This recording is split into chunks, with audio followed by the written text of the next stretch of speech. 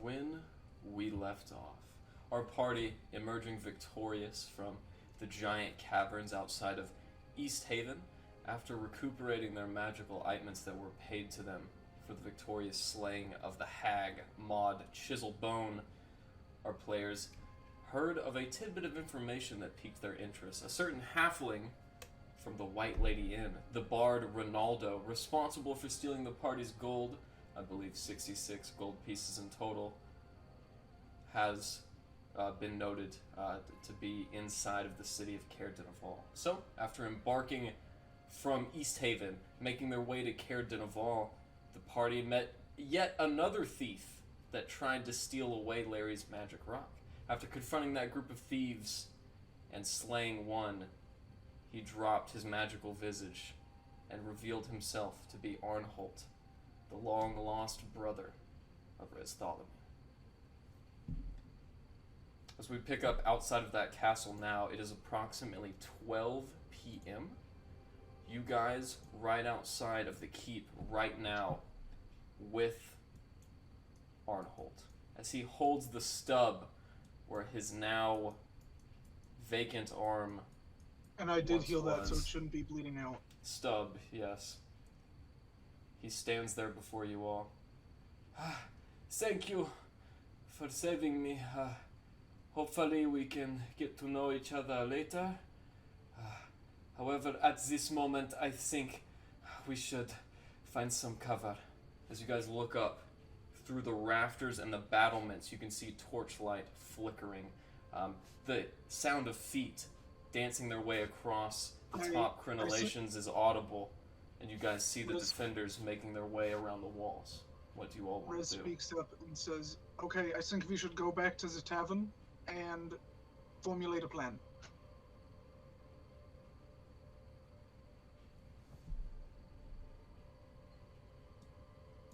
Everyone in favor of running to the tavern? This is a door, correct? Yeah, It's that is locked. correct. As a matter of fact, those two white lines there are gone, as those two doors have been opened and knocked off their hinges. The other two doors are still closed in, and Larry, as you are inside of the wall proper, you can actually look up through small holes in the ceiling and see with your dark vision as people run amongst the floor above you. The drop-in room. That's right. Well, I believe we should rescue your brother first, and then come back. Yes, that's what I'm saying. Back to the tavern, so I can, get my brother who just lost an arm thanks to, Erland here, who, oh, surprise, he's looking at the stars again. Okay, let's go. I'll ask Ollie to stay there and scream in my head if he sees anything happening behind us. Upon 100 feet, I'll gather him back to me. As you guys witness the white owl taking its rotations, Oralas, you don't spot much. However, from that height, Orly does spot a trebuchet in the southwestern battlement, a giant wood-forged catapult capable of hurling massive stones. And in the southeastern corner, that bastion, you do notice a very large ballista, a huge crossbow set on a tripod, armed and loaded. That one's in the east corner? Southeast corner ballista, southwest corner trebuchet. I think we should go. We need to go now. That is a good idea. I start pulling my brother along. As you all make your way back to the tavern now, it is not too far away from the keep proper. As you guys make your way down this sloping wall, what is the city of Caer Dineval, you guys inevitably come to the tavern. Just a side note, as we're heading down there was a dude in the tavern, right? Yes, the tavern keep. Yeah, as we're going down, I pull Arnholt in close and I whisper in his ear and I say, "You should probably take a fall." Oh yes, that is a good idea. How about this one? And for a moment you guys see this fellow, bearing some characteristics with Rez, changes his form on the drop of a hat. Going from a very pale looking face, he now shrinks in height, a gnome but 3 feet. I even have a cool voice with this, you want to hear it? Oh, absolutely, you know it. Hey, what's up, everybody? Oh, you know, that's a pretty good one. Yeah, it used to be better when I had 2 arms. And as you guys look, his arm does grow back anew. No mission pudgy, but he's got 2 of them. So I have a theory. I think those guys are newts. Big giant newts. You think they are newts? Yes, you guys are newts. A family of newts. I've read that in a book. Okay, let's start talking once we get back to the tavern. Well, the first place they will look is the tavern. Is there any house that seems empty? Maybe we can just get in there for The safety. entire fucking town seems empty. Yeah, as you guys look around, there really is no sign of life. Actually, the only sign of movement in the snow or disturbance are the tracks of the wagon that Rayloff has brought in. And as you guys draw near the tavern, you do see the carriage owner Rayloff still on top of the wagon with his arms crossed, and the door to the tavern is open. So if we go inside, Yes, let's take a safe place for now. Keep the lights low. yes, so let's go get a room, and we can all I think a discussion is in order. As you guys walk into the tavern now, the only patrons, aside from the tavern keep, a large, buxtrous man with a black goatee named Oland, and Lieutenant Kurtz, the guard which accompanied you on the behest of the captain's orders. As he sits there, as you guys walk in. So, you're telling me that no one lives here, like, at all? Oland, the tavern keep. Not anymore. Hey, welcome back. What do y'all want? I throw down 2 gold on the table and I say, I just need a key, give me a room. Alright. Puts down a wrought iron key, very similar, as most inns seem to have a very similar style. I pick it up without breaking stride and I walk up to the room leading the party. Alright, what would the rest of you like to do? Go with him. So, I was gone last week. There seems to be a lot of urgency in what's going on. Are we running from someone? Well, we tried to make sure that they didn't, just all slaughter us from the battlements, because Rez was kind of an idiot, and Rez we talked us attacked. into a fight, and now we gotta Yeah. run. Yeah. Okay. And the guy Did the tried to barkeep- take. And Erlon shot my brother's arm off. To be fair, That's- none of us knew he was my brother. Does the barkeep seem cool? Is he cool with us? He seems barely conscious. And you guys have met him less than an hour ago. Okay. Great. That's all I need. Carry on. As you guys go up into the single inn room purchased by Rez, it is a pretty narrow fit with all 6 of you in there, but you do inevitably make it. Erland sits outside of a hallway which looks out into a window as he watches the stars. Okay. I assume you all Good have... idea. You should cover the sky. If there's anything, let us know, Elron. You got it. Sorry again about your arm. Hey, don't worry about it. I think you can either start talking, or we're taking a lot more than your arm, and I'm pulling Do out my not gun. do not talk to my brother like that.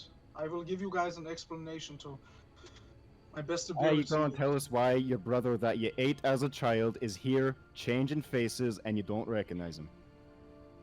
We I- need to keep that I joke never going. said. Yes, I wish you would drop as a joke because I never ate my brother. As you can tell, he is right here. That's good news. Yeah. I'm glad to hear. Anyways, That doesn't answer anything else. Look, there is your an friends are explanation right. Puts me at ease. on. Let me handle this. Sometimes it's goblins, though. Goblins, they eat a lot of brothers. Everybody knows So- that. I don't like this one. I don't like this conversation. An explanation is in order. You all have been very forthright with me. None of you have kept any secrets from me. You've all been very honest. And I think that it's time that I share the honesty and clear the air. decades ago, maybe a few hundred years, in Aveloft, as they were, folding in new territories, and there was this archipelago that they acquired. My ancestors, the first Crawfords, were seeking shelter, any place they could find it. And they found their way onto these islands filled with satyrs and minotaurs and such. And they started a farm near the coast. And more people started flocking to them. And eventually, this entire village popped out on the outside of the Galen Wood, the forest on this island. And eventually these people became the lords of this town, built a great keep, my ancestors. And then, 9 years ago, I guess, I was only 16.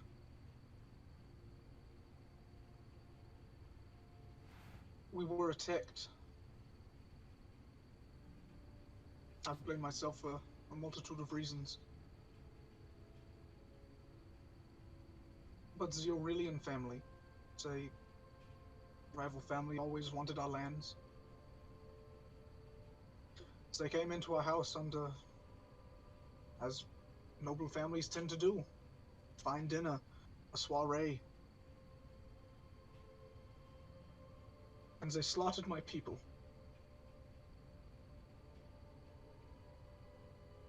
They slaughtered all of us. I witnessed my parents being murdered. I was only able to escape because of the minstrels that my family kept. A generous man named Tribule. He took me into the woods, into some old shack. And he took out this cornucopia, and he started talking about somebody called the Merry Man. Some deities that I had never heard of. And he puts this cornucopia on my head, and I woke up and killed it all. And I had no idea what had happened, but I knew I was safe. Don't know how, but I knew. And so I prayed to this Merry Man until eventually he revealed himself to me. And he told me that if I play in all the taverns across the land, eventually I would find my brother. I didn't even know he was still alive. And I look over at Arnholt with a mournful look. As you guys see Arnholt, who's been very mournful throughout this whole conversation, he picks his head up finally and wipes a tear off of his face. That was all true, except for one thing. It wasn't Rez's fault. With that, you actually see his facial expression begin to grow a little bit more chipper and a little kinder as he looks to Rez. Tribble is alive? It's the last I spoke to him, yes. I had But no that idea. was years ago. I thought he was dead, but then again, I thought you were too.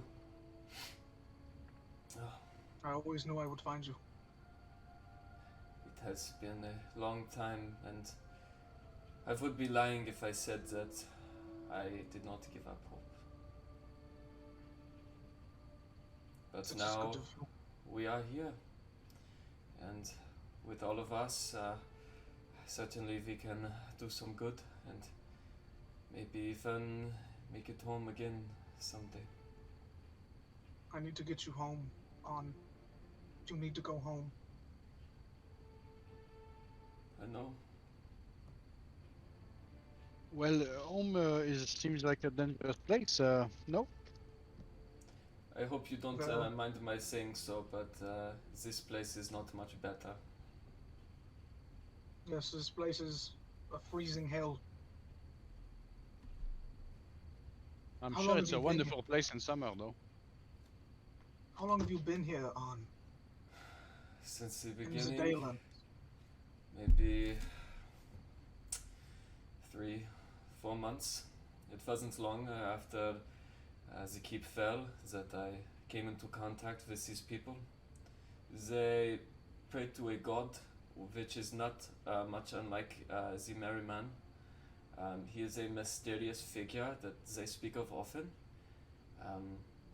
However, I am the only one who has ever actually spoken to him, as far as I know. You've spoken to their god. Yeah, he's spoken to me a lot today. And what has he said? Terrible things. Look, we can talk about this later. However, right now, we need to do something about the people in the castle before they do something about all of us. I was an important person with them, and they will go looking for me if I am not back. Hey, but that's the great thing about us, huh? It We is. don't need to hide. that Aye, is- that's an interesting point. You lot are changelings. Am I right? Well, you've pieced together this much, and I'm gonna the usual I'm stepping form up you to Rez guys, at this point. the usual form of Rez, the half-elf form of Rez that you guys are used to seeing, just changes in the blink of an eye to this tall, pretty skinny, very pale gray skin, bags and just shadows around the eyes, and these just stark white eyes with these black rings around the irises, and this pale, almost pastel, orangish white hair that flows down, very unkempt, and he's unshaven. Very drastic difference from what he presents. I would like to grab Rez by the face, Mm-hmm. grab his cheeks with a firm grip, kind of turn his head side to side, taking a good look, and then I want to take out my knife and cut just a small sliver of skin off of his cheek. No! Wait, what are you doing with that? And as the knife draws What the out, hell? What did you do that for, Alistair? And then I'm just gonna walk away, kind of ignoring them, pull out a piece of leather, and start making a mask. And this is going to be my disguise self spell. Oh! Oh! Dude, that's dope! So I'm gonna kind of fiddle and make like a leather mask that I infuse with Rez's DNA to make Looks like Leatherface. disguise self. I have That's dope. been through villages with them, burning down whole families, and taking over this castle was no easy feat. But I mean this when I say that is easily the most fucked up thing I've seen since coming here. Yeah, that was great. You want to see my collection? And I'm gonna start No. pulling out my various I- heads I- out of my I cut- bag. I cover Arnholt's eyes immediately. Thank you. So you did not tell them all this time that you are you are like this? No. We're probably gonna kill him later for lying to us, but we got more Yeah. pressing things right now. I wouldn't blame you if you did. Right. Pokey pokey. As you guys sit there conversing with Arnholt and the new Rez, which you're all coming acquainted to, is a lot taller than he was before and much more pale. And about that time, you guys hear some heavy footfalls down the hallway. My form immediately shifts back into the half-elf. I'm As gonna run to the nearest window and look out. As Arnholt turns to the gnome, you look out, and before you, Alistair, you see not much. Pretty much just the surroundings, unkempt and as quotidian as they are. But the door to your room opens. At about that time, Arnholt returns to his gnomish form, and you see the carriage rider standing before you, Rayloff. It was none of my business, but I was just supposed to take you guys here. You want me to Oh. stay, or? Oh no, it shouldn't take more than a day. Hey, I hand him a gold and say, get yourself a room for the night. Hand him another gold and stable up his horses somewhere. Absolutely. Thank you, my lord. He stuffs it in his very small, thinly strapped orange loincloth and steps outside. Oi, When big he fella, calls- before you go, Yeah. after you tend to the horses, you might want to make yourself scarce. There's a fight coming. I got it. I'll tell the lieutenant too. As he walks away, his big hide boots making stains of snow in their footprints, you hear him get into a small argument with the lieutenant. What? Why do they want us to do that for? All right. And it sounds like they've agreed to your plans. Just a note, when he called me my lord or whatever he said, I gave a look to Arnholt like, you see that? Very Alright. nice. Obviously, they're gonna be coming for us. We did kill some of theirs, Obviously. so I think we might want to take the time to set up a bit of a A defensive plan? position. Yeah, I don't really have much experience with this, aside from the first time. If you guys have any questions for me about, like, the inside of the castle, or, like... Yes, tell us where to everything go. you can. Tell us everything you can about the insides of the castle. How many of them are there? What are we up against? Where is Rinaldo?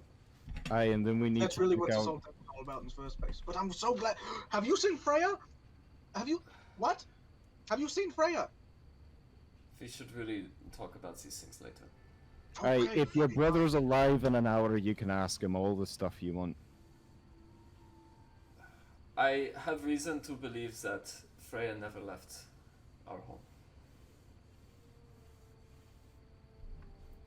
Anyways, and as he looks at Larry, who is very tentatively awaiting the information. Oh yes, so the halfling, he just got here yesterday.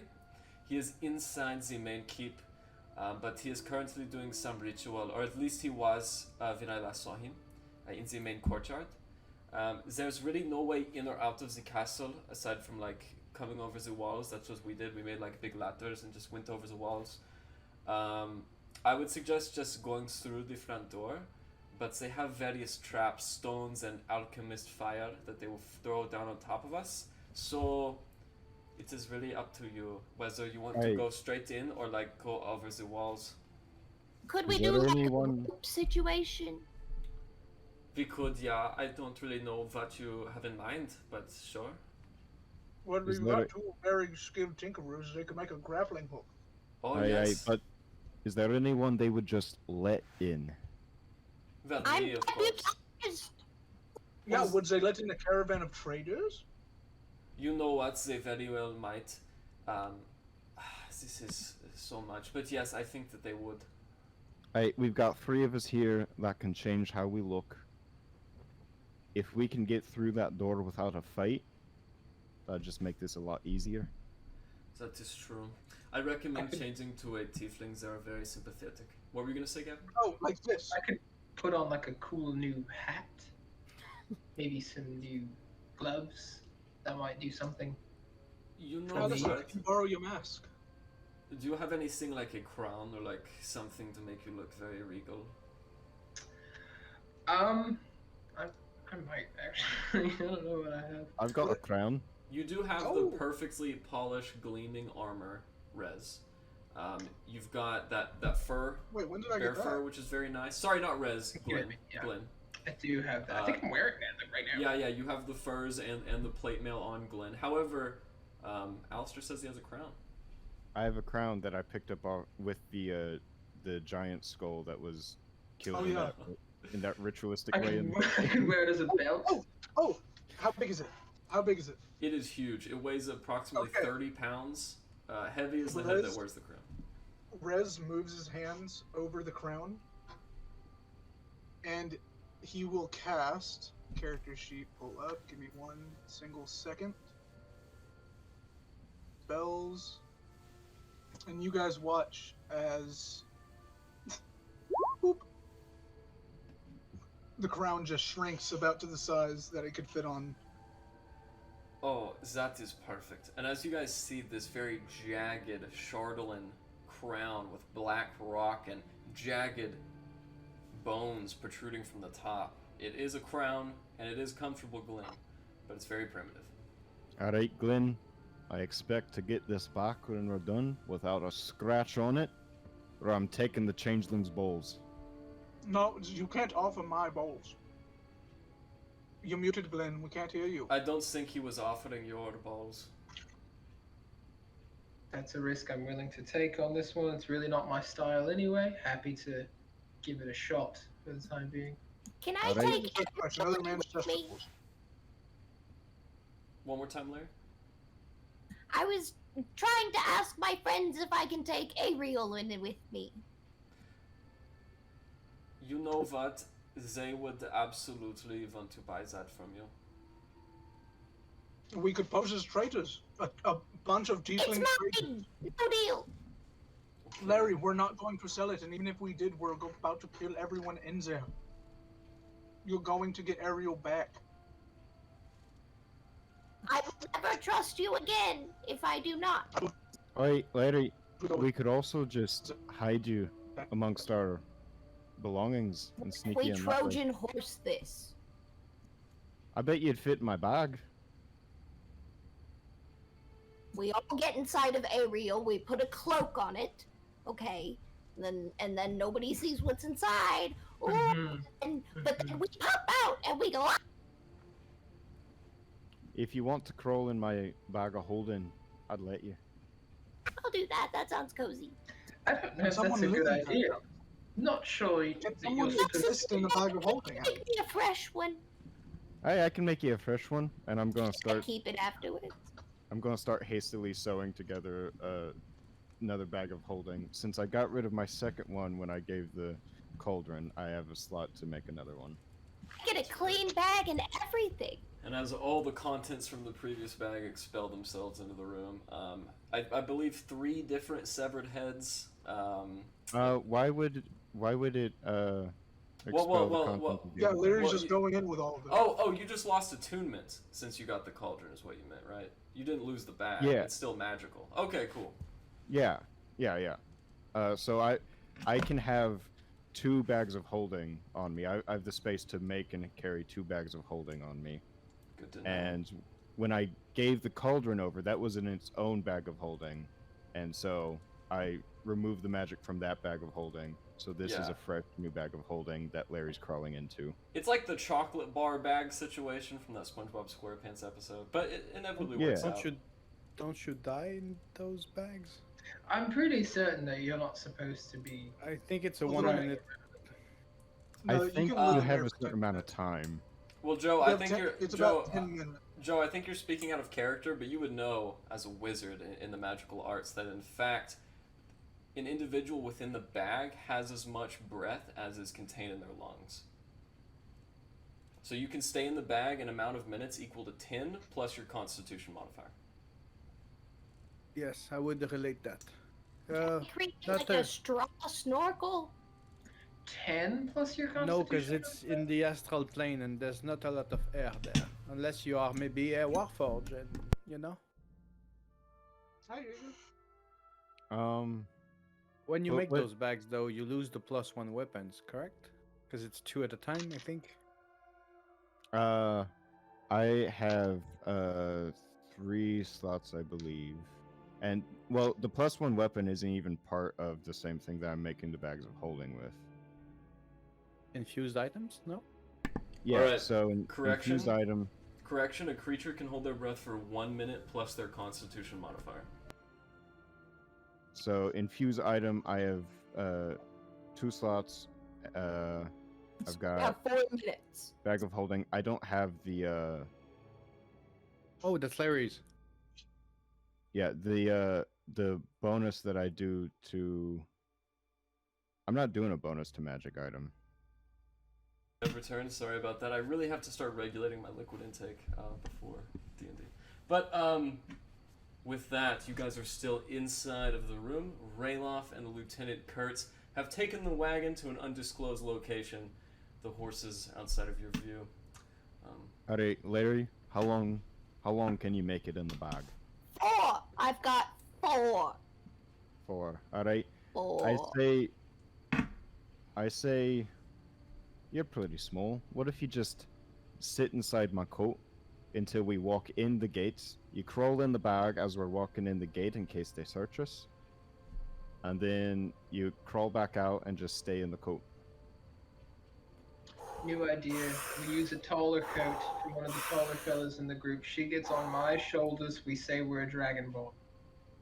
Hey, you know, I could just do this, and then I turn myself into a big old dragonborn. Now it was like a cool way to get Larry in. Larry, and I'm a female dragonborn now. I'm offended, and I don't know how. I don't know why, but I'm offended. Just look at me, Alistair's my gonna- little baby. Alistair's gonna take his new changeling mask and strap it on, and he'll do his little magic-y do with disguise self, and I'm gonna make myself look like a tiefling. I make myself look like Alistair once he does that. You get some corrections from Arnholt. That horn needs to be a little bit longer in that, and yeah, perfect. That is very compelling. As he looks Alright. over at Rez, you know, I don't like that one very much. It's not very becoming of you, brother. I turn it into an immaculate tiefling with like jewelry and the horns and shit. Very nice. Hey, how I'm did still these bastards preparing sound? with breathing exercises. They're just in the corner. As you guys watch Larry doing this time and time again, you inevitably see Oral, who is also in the room, as he inhales a massive amount of air and then protrudes steam out of every assembly in its head and face. The steam fills the room, and then he sucks it back in. Wait, is Ariel like mimicking Larry? Yes. That's awesome. I'm gonna hand Larry the new bag of holding for her to jump into if she needs to hide. All right. Oh, I need to hide. Where'd they go? All we can find is just bag. This is No, a... I can get myself out, can I? What was that? Can I get myself out of the bag? No. Okay, I really am putting a lot of trust. I'm putting a lot of trust in you. Please. We forget about it and we empty the bag out later and it's like, oh, that's what happened to Larry. Larry's just dead. Alright, Larry, I'll carry the bag, and when you're ready, you just hop in. I'll dump you out when it's been, about 10 minutes.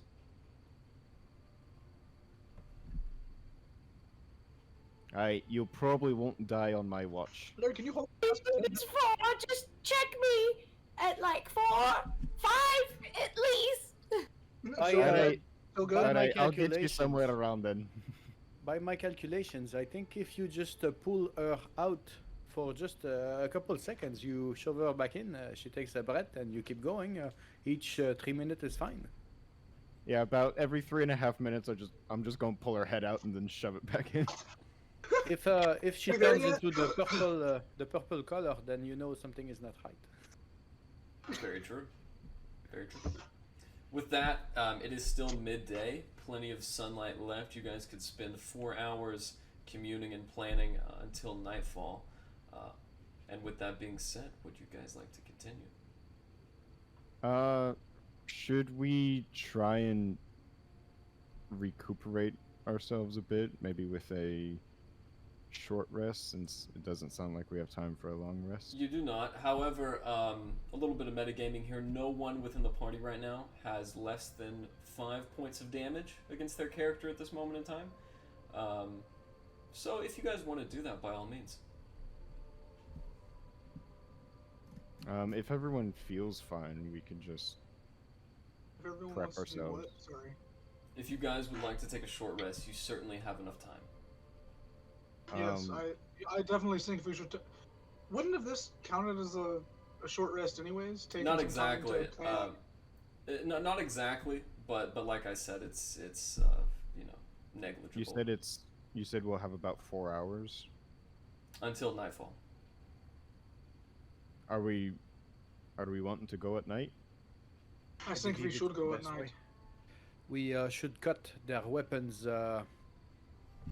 ability to fire on the city if they want to go crazy and shoot at us, or in a sense. Oh, you know, I could use that trick I used on Alistair's crown. I could use that on one of his trebuchet or ballista.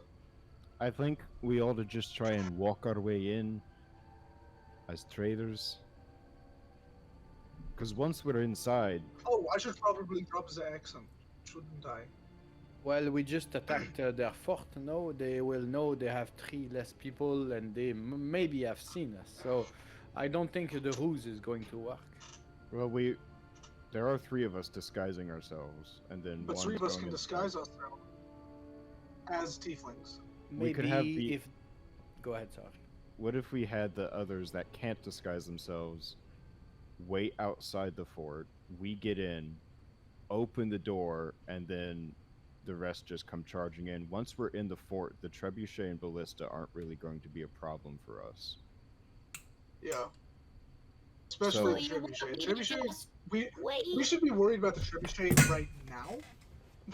The But Yes. once the we're 3 like of right us at plus there, Larry, don't worry about them. the 3 of us that can disguise ourselves plus Larry could go in, talk our way in, and then from the inside open it up so you guys can come charging in as the cavalry. Not to What- mention that one of the people who can disguise themselves was already one of the people. So you could disguise me? We'd just No, hide you in the Larry, bag you and can't drag you disguise in like that. Yeah.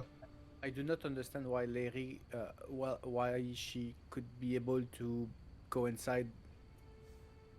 In the bag. We'll stuff her in the bag, walk in with Oh. her.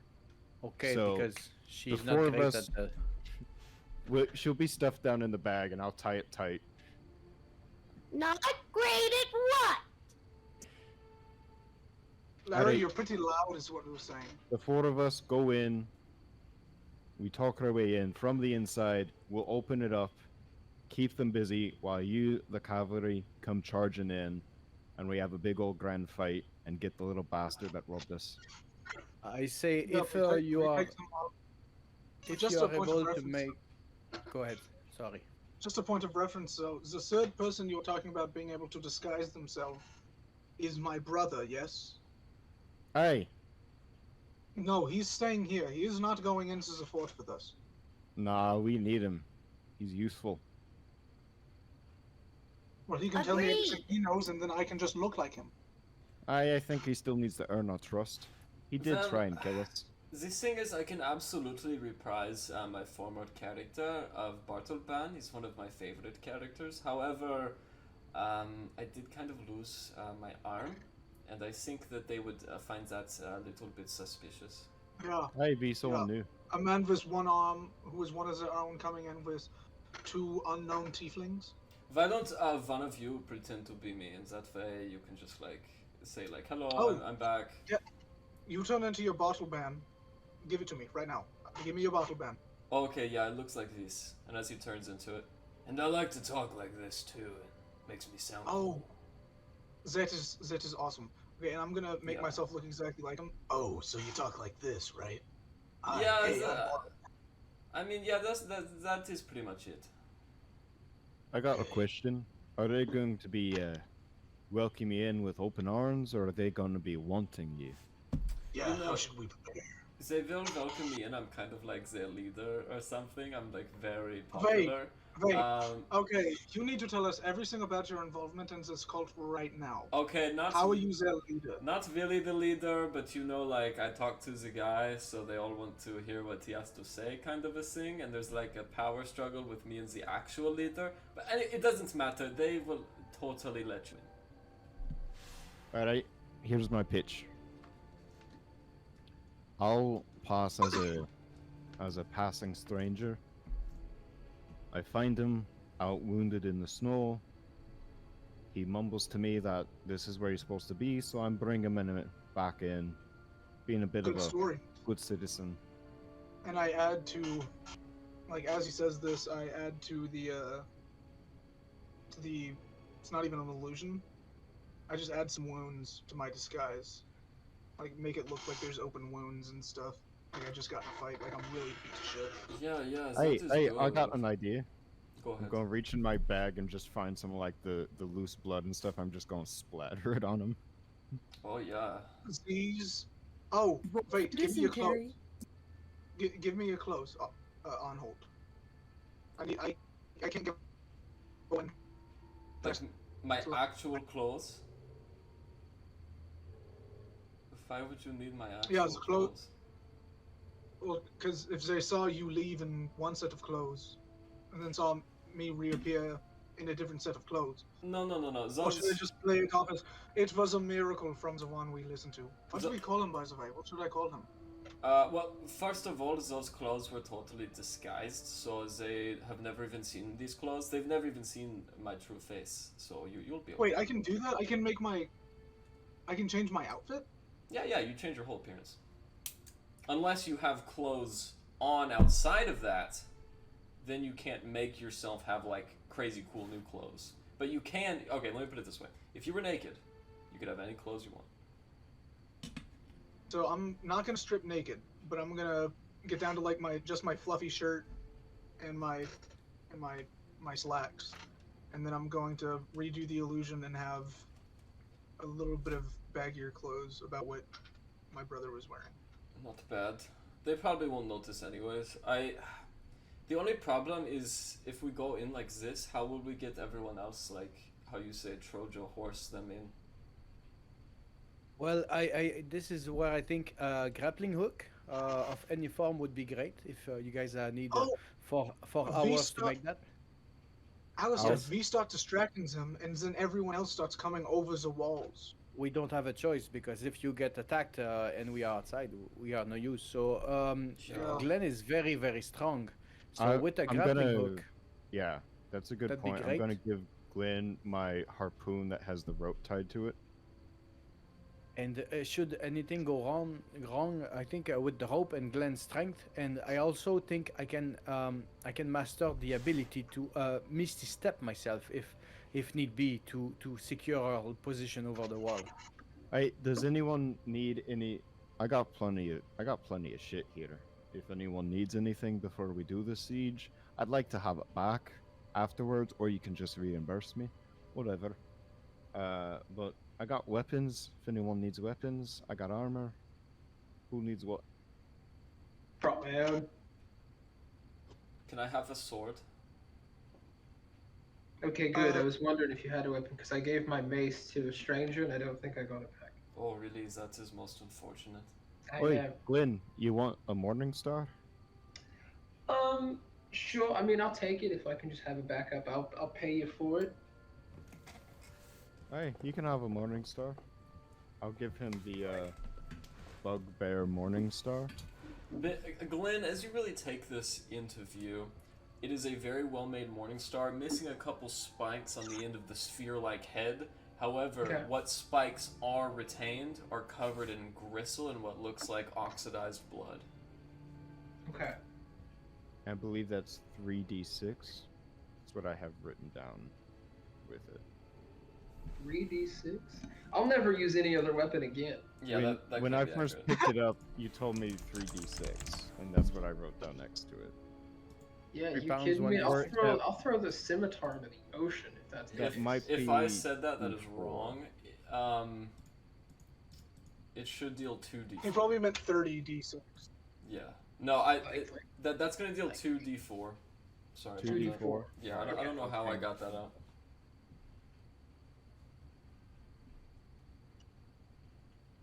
"3d6 is actually the damage the bugbear would deal, but that's with his bugbear trait, so I might have fucked Okay. that up. With that being said, though, you guys, as you're formulating a plan and the day is stretching on, you do hear a faint sound, those of you with inside the room. And after a while,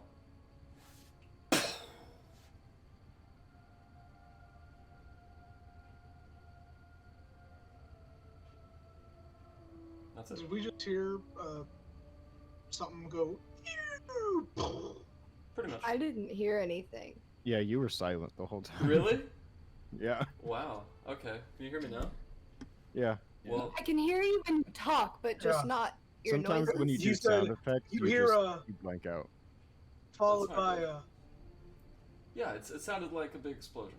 It was quite a good sound effect too.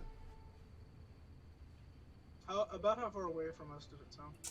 Very distant. Should I make like a nature check? You can make a perception check, but you're not going to be able to tell very precisely, but it did sound significantly distant. Alright, do we want to go ahead with the plan? Yes, take the time you need, you and Larry, to make some kind of grappling. Hold on. You already actually- have a grappling hook. With the So- tools of the trade, you guys can pretty much make anything, I think. With I Larry, have any tool for the job. I do as well. So what I'm gonna give Glenn, I would like to take the harpoon that's tied to rope, and I would like to affix it to the blunderbuss, loaded with blanks, to kind of make like an explosion-powered grappling gun for Glenn to use. Okay. This would work. This would work. I you do could- have mechanical gears to go with it. Beautiful. This would absolutely work. The only issue is whenever Glenn gets to that point where he really has to fire it and for it to count, it's just going to be a straight D20. Hmm. How, Alright, Glenn. I'm pretty strong. Do you if trust that your means arm? anything. Yeah, I've you're. got a pretty good arm. Alright, I'll just give him the Somebody harpoon gets and the behind rope. him and like holds him up a little bit. Yeah, if it could stand on someone's shoulders, that would be Yeah. wonderful. I'm just gonna give him the harpoon and rope and trust in his strength.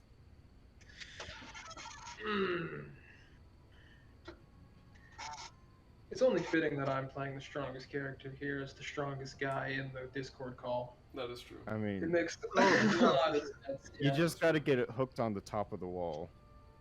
Got it. I feel confident.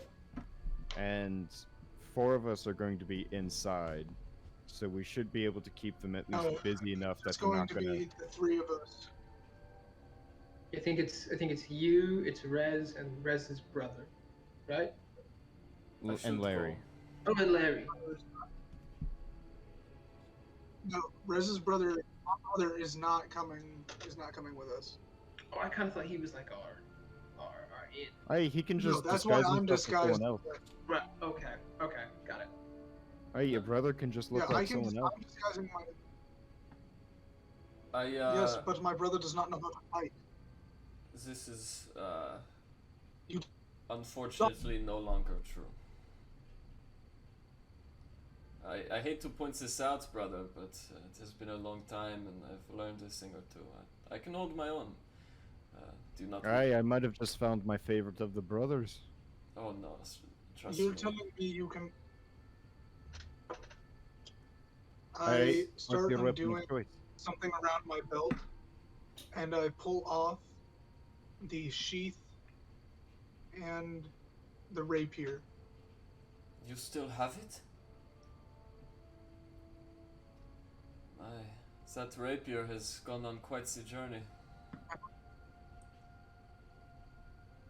Yes, it has. And I think it's time for you to use it. Me, Which that'll be He's the cool. I man don't you were always meant to think be. I've ever used it. But this rapier is for the next heir.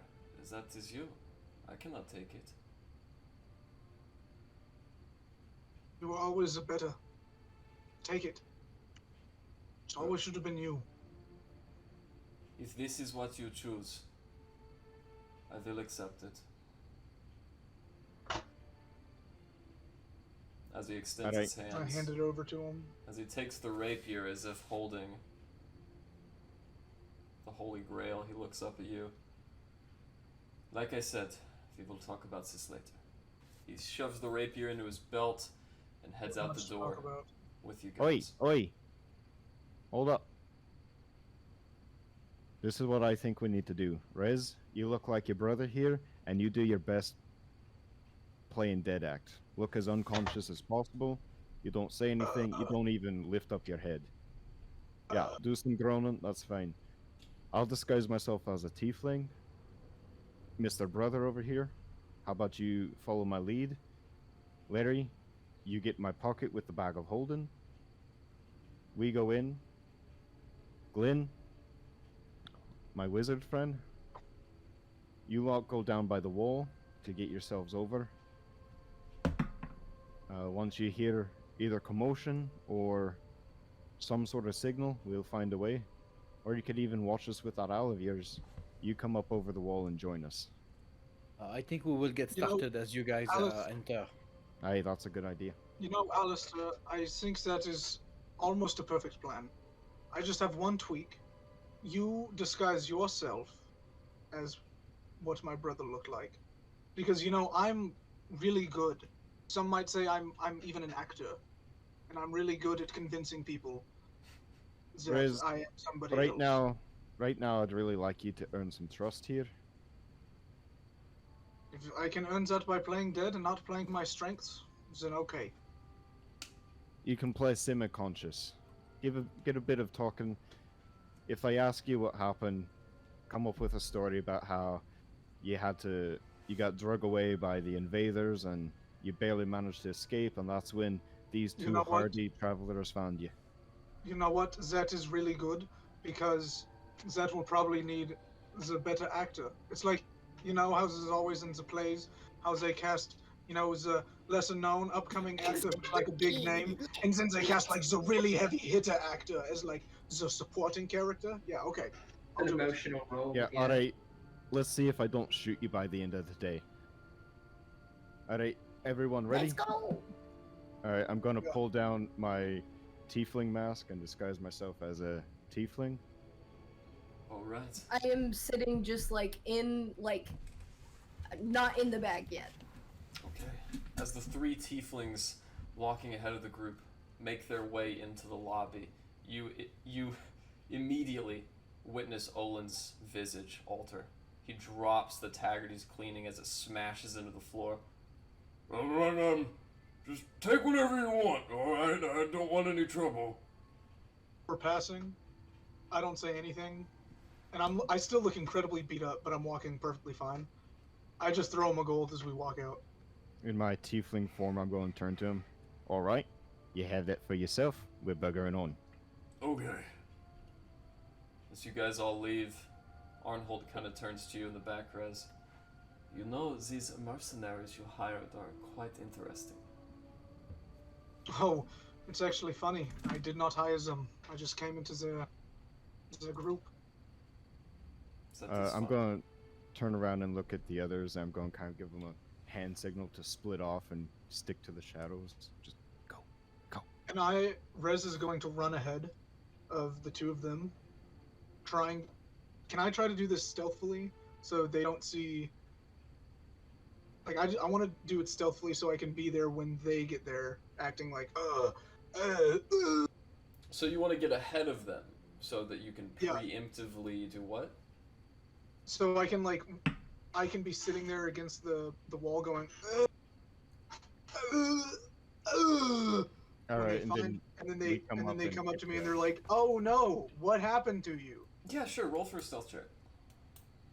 Just a general stealth check, because That you one, can't really baby. see That anybody. one. As you walk up to the outside of the Caer, you can already see two cultists stand guard. Not tieflings like the other ones. These are humans donned with long black robes that touch the ground, and these really odd face masks. 8 points on the edge. You can see it's silvery and clings to their face. The second I notice them, instead of going from like stealthy, I kind of like pull myself up a little bit, but I'm going like super, like I'm leaning into being wounded and I'm like limping and all that shit. I'm gonna run up and grab him by the waist and put his other arm over my shoulder and neck and kind of support him and start walking him towards the gate. One of the guards has this massive black bastard sword that hangs from the left side of his hip. As he goes to unsheath it, the other guard puts his hands out. Hey, Bottleban! Is that you? Oi, this bastard out of here says he needs help from you. Alright. As he does this motion, you see a flickering torchlight above the crenellation disappear, and soon after a few turns of the windlass, you watch as both doors open. It was You that guys- easy, baby. You guys can now see into the courtyard, straight through the doors at the inner keep.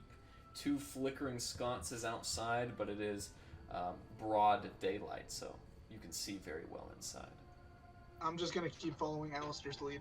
As this happens and the three of them encroach on the front portcullis, what does Team B, Glenn, and Aralas up to? We will take the grappling hook, I guess he provided, and we will find the quietest spot with Orly scouting ahead over us to make our way on the wall.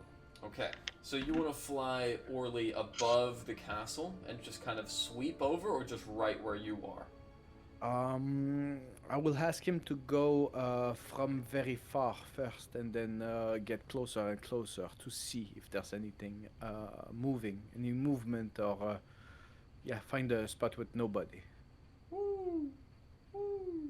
As you guys hear this faint owl echoing lower and lower as it brings a great distance between both of you, the owl sees that on every crenellation, every wall, there is at least one guard as they are making a rotation. You'll have to time this perfectly just to put the grapple up when there are no guards.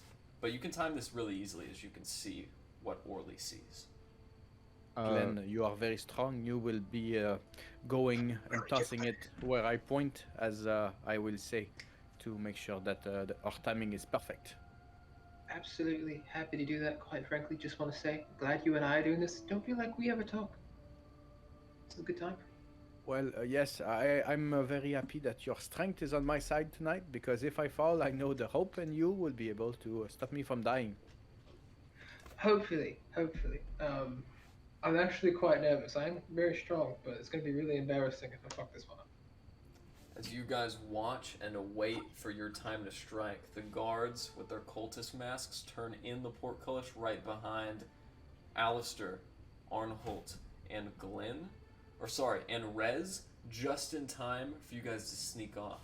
As you guys get to the wall of the castle right behind the bastion, you're closed on both sides by the bastions that raise high, and the wall is in front of you. What would you like to do?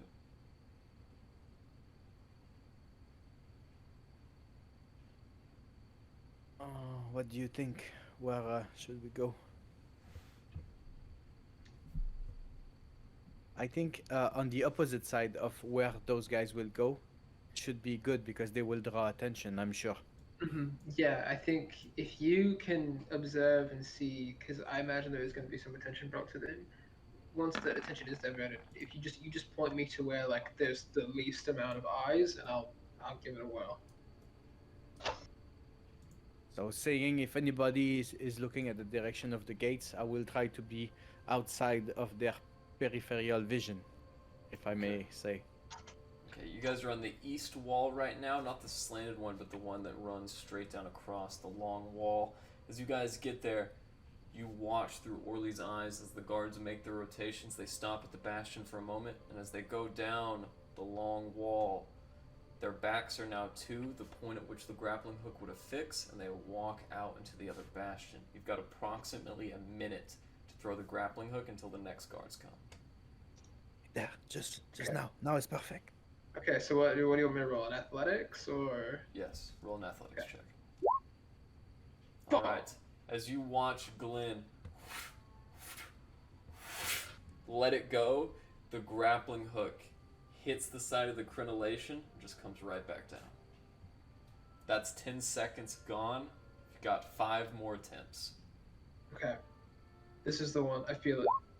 Alright. As he gets it right to the top of this massive castle wall, you watch as the grappling hook skids off the top crenellation and then falls right in the center of the two. As it hooks in place, you give it a sturdy tug. This rope is gonna stay. Let's fucking go. Fucking go. Two Now- throws all the way to the top of the fucking building. You kidding me? As you're sitting there watching Glenn celebrate, Aralas, both you and Glenn now realize that you have a matter of seconds to scale the whole wall and get on the other side unseen. Now is the time. Go. Okay, I just start fucking. Alright. I'll give him a round or two rounds ahead. In the meanwhile, as he's going, I'll try to can I fucking do that? I want to try to not die, so I'll tie Your waist. so that when you Yeah. fall, Yeah, that yeah. it just snaps your back. Yeah, not a good idea.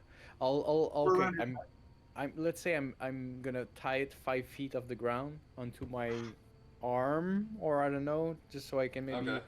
if I lose the rope, I'll have it twirling around my arm or shoulder or just against my back. So a few feet off the Glenn, wall. as you're scaling the wall, hand over fist getting the rope, you look down on Aralas as he elegantly trapezes his leg and arm through the rope like a ballet dancer. As he gets it entangled through his limbs, he begins to scale it in his own elegant fashion. As this is taking place and you all draw near to the top, Glenn, you finally get over the top, and as you look around, you see something that we'll get to in just a moment. Rez, as the rest of you are inside of the courtyard now, you could almost see Glenn if you knew exactly which location to look at on the wall. But as you guys are just in the courtyard now, you see the cultists have gathered in a massive circle. About 6 of them sitting with their robes disguising their hands as their arms are crossed. You notice a small halfling going to each cultist and anointing them with a bow. As they move throughout silently.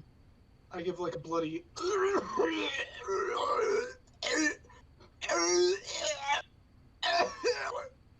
Through the And I'm silence. gonna shout. Go ahead. I'm gonna shout real loudly along with him. Just be like, "Oi, you bastards! Isn't this one yours?" All the cultists turn around, and one fellow with dark robes stems out from the pack. As he takes his hood behind, you see now these large red horns which protrude back behind his skull, a weathered face in front.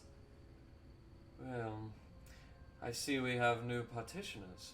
With that word partitioners, the rest of the cultists turn to face all of you in unison. Thank you so much for bringing back our Master Bottleben. Oh, I no worries. Found him bleeding to death on the road. Thought he needed a hand. Now, as you are no doubt aware, Bottleben, you're disturbing the ceremony.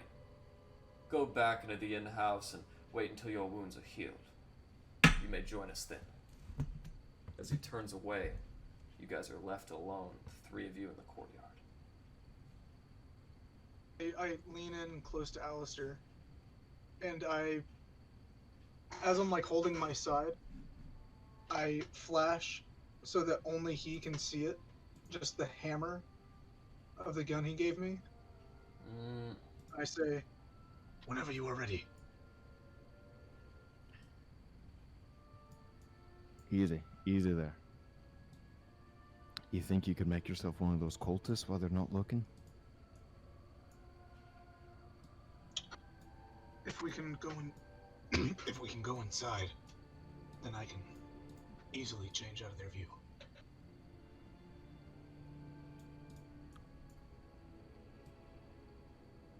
Alright, look. I could change my disguise, but only once. I've only got it in me to change it one time. So let's make this quick. Let's go inside. Do you guys wish to Alright. go inside of the main keep?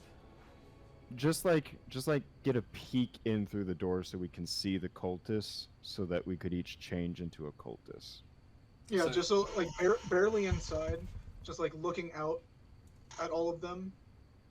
Yeah, like, yeah, yeah. keeping Like around them, peeking but, in like, the door. yeah, Of course, just to get like through this, Scooby-Doo around the corner. just to specify, if you guys were to change right here, either the cultists behind you in the courtyard would witness this, or the cultists inside the room. There is a way to kind of get into a nice nook of the castle wall where the innkeep runs to the edge of the bastion. You guys could kind of sneak away right there behind some barrels. Alright, but I'm let's do assuming that. Arnold is also like Oh, he's with you. and is like supporting me in this mock. Yes, he's accompanying you as well. Yeah. So I lean over to him and I say, "Guide us to your room." Comes this way. As he takes you inside of the keep, Glenn and Aralas, you guys surmount the wall, and Glenn, as you look over, you can barely see your friends as they approach the front door to the inner keep. Okay. Roll me a perception check, Glenn. Absolutely. Aralas, you are not quite up the way yet, as you were still climbing the rope at this time, but you're getting close to surmounting the wall as well. Let's Let's see here. It's not my day. All right, with that perception check, you don't see much, but you do perceive enough to see the 3 cultists walking that battlement walk ahead of you, Glenn, and shut the door behind them, never knowing that you were right there. And with that, I'm gonna turn around and just like, I know that he's very close to, like, Arlos is close to reaching the top. I'm just gonna yank him up the rest of the way. Perfect. That's why I figured. Thank you, my friend. That's why I figured a couple feet of the bottom when you pulling would put me in safety if I fail. To your So we gotta immediate, figure out where we're going now. Wizard on a rope. you guys are currently on a battlement which heads northwest by southeast. You know, southeast of you, if you go straight down, that's where the trebuchet sits. Now that is the southwest battlement, or southwest bastion, getting a little confusing here, but all you need to know is you're in a hallway with a door on each end. Do you reckon we could use the trebuchet against this space? You could potentially wheel the trebuchet around and use it to strike the inner keep, but why you would want to do that is your choice and your choice alone. And I should notice, on the eastern side of the battlement, there is a staircase which runs down to the courtyard. Arlos, you're the one with the owl eyes. Where do we need to go? You tell me what we're doing. I'm just I'll ask Ollie to fly above and try to get a sense of direction. He has advantage on perception, and he can be, I think, 100 or 200 feet from me. He can be 100 feet away from me, so I'll ask him to find the friends, the enemies, and telepathically let me know so we can go. Through And real Orly's quick, eyes, you see your party members enter the keep. As they go inside, Orly also sees the room to the south of you guys where the trebuchet sits is without anyone else, completely empty. The room with the ballista is also empty. However, now that Orly's had enough time to surveil, he's noticed another trebuchet in the northeastern bastion, and the northwestern bastion is filled with guards. So if you guys go straight north, you'll be fighting guards. If you go south, you'll be in an empty room. Okay, so looking at the map right now, where would we be? We would be like east wall. We'll be here. You know, I'm glad you mentioned that. I'll just show you. This is great. So, Uh-oh. on this map, Ralas and Glenn, if you can find yourselves, you are all the way over here, whereas Rez, Arnholt, and Alistair are all sitting pretty in the middle of the courtyard, just about to go into that central keep. Larry and her steel defender are aptly in the bag, I believe. Is my so- steel defender in the bag? I don't think it could have fit. I don't think we did anything about putting the steel defender in the bag. Nope, you didn't. That's okay though. That's a You just decision walk to right up make. to the castle. Yeah, he's chilling outside right now. But with that, we'll put Larry with the rest. We just need to open the doors. That's right. As you guys are on that wall and you can look over, down in the middle, Glenn and Aralas, you can see your friends as they go into that central door right there. As you guys do go inside, you see 3 long wooden tables, Rez and Alistair. On these long wooden tables, there's 1 cultist each, enjoying their dinner. They don't pay you much mind. Seems to be a common occurrence. So we can go into the field, and there's cultists over there, and we can get in the room in the north. So you said? you guys could follow them. However, the problem is right now, there are actually a series of 5 cultists in this courtyard that's on the other map. Okay. Yeah. That's the one. Can I want to lean over to Alistair and say, ask them where all the black robes are, and tell them that you're interested in the event. All right, I'm gonna like approach some cultists. I'm just gonna be like, "Oi, mates, you got any extras of those around? Kind of a bit of a joiner myself." Oh, jeez. Yeah. We'll keep him in the cistern. Head down the ladder, you'll find him. Oh, jeez, thanks. I'm gonna head off that way for Robe. Yeah. Leading us. Where we're all should I be on the map? Larry, you are in a bag, so you aren't even in this dimension at the moment. That's Just like so every true. 3.5 minutes, I'm pulling Larry's head up to get a breath of air and then shoving her back in, Okay. like within my coat.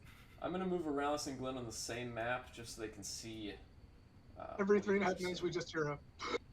There you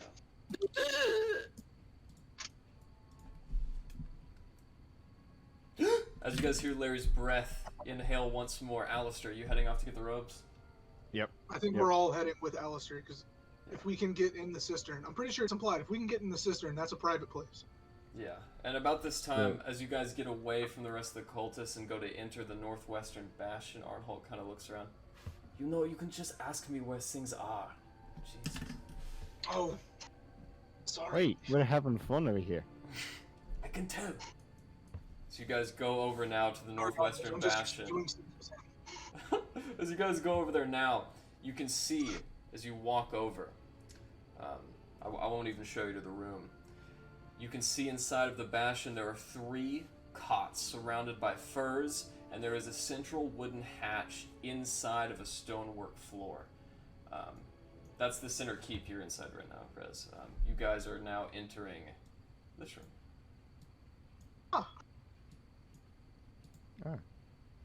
And we want to go down the trapdoor. If that is your decision. Is that? Well, I mean, hold that's what on. he said, right? He said go But- down into the cistern. Mm-hmm. So that's where the robes are, right? That's right. Glenn and Aralas, as you guys are on the top. That was his hip. Is that where we go? Yeah. Glenn and Aralas, as you guys are on the top right now, you see them enter. And you wish to rejoin with your party, but you guys know there are 5 guards on the 2nd floor of that building they just walked into. As you guys sit there for a while, what would you like to do? I say we go on the north and try to follow from the outside, and then maybe we find a door like over there, and we reach on the other side. So, the over-under on us, like, just killing 5 dudes between you and I is not very high, right?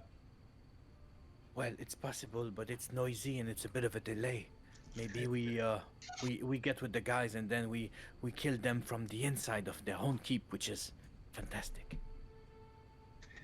So, we know what building they're in, but we also know that above them that's where the gods are. Yeah. So what's your plan, Arlos, to join them? You said go from the outside? Well, the DM just moved us on the other side, I think. So check out where I'm pinging. Yeah, that's that staircase that goes down into the courtyard. You guys could potentially sneak by them, but if you don't pass that sneak check, you're going to alert the whole castle. Do you see where we are? Right, yes. So I'm thinking maybe if we go, this is like a guard hut. Yeah, Okay. yeah. That's actually the first floor you're pinging over there, which is only visible right now by Arnholt and Rez and Alistair because they're the ones in the room. Okay, but because we only see a portion of the keep, so there is so this is like in upstairs exterior room. There's no door here. We can just follow. No, you guys on can the go. top. You guys can go straight north into the door, but Orly has informed you that the 2nd floor of that bastion is filled with guards. That's the one. That's right. South of you guys is empty. So maybe if we go south, there is an overpass over the gate.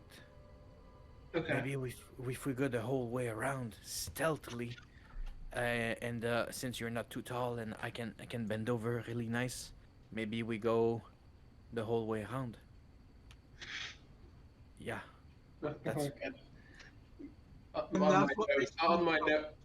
On my notes for RLS, like, is going to be the new addendum of can bend over really nice. Oh yeah. I can't wait for that. That Now- rules. No, I agree. I think maybe going south is the best bet because I don't think it's probably wise for us to just get in there with a bunch of fellas. Maybe it's time we hide out. down south for a while. Maybe It's we'll meet really around. uncomfortable to watch Aralis bend forward like that because it's just like an L. With As that, we It's the go, bottom right corner of the tic-tac-toe board. there you go. as we go, make our way, I will ask Ollie to actually take a little bit of a dive into the tents that they have, and as he hits the fabric, I'll ask him to disappear, just so they hear the noise and feel the fabric moving, and there's nothing in there. As you get their attention, the cultists don't look up, but Rinaldo, the halfling from earlier. Huh. Anyways, and as he goes back to talking, you notice that they're all very focused on this glowing portal that is expanded. You could in the sneak middle of past. Oh. Someone sniped them. Oh, sorry. You could No, always just shoot them. that room right there. Someone could have sniped them. That is correct. However, the room you guys are entering right now is actually the first floor. Let me go ahead and drag you guys to the second floor. Oh, okay. I was like, into this south room we go, and I went in there, and there was a couple fellas. It's okay. Don't worry, your DM did not betray you. You guys are over A couple here. haters hanging out in the room. There you go. No more haters. Awesome. As you walk in, you do see the very large trebuchet sitting before you. However, Aralas, you know since you timed the guards' positioning that a new batch of guards are about to come into this room. And about that time, you do hear their footsteps lingering out of the eastern doorway. Should we go west? I There. don't think we have a choice.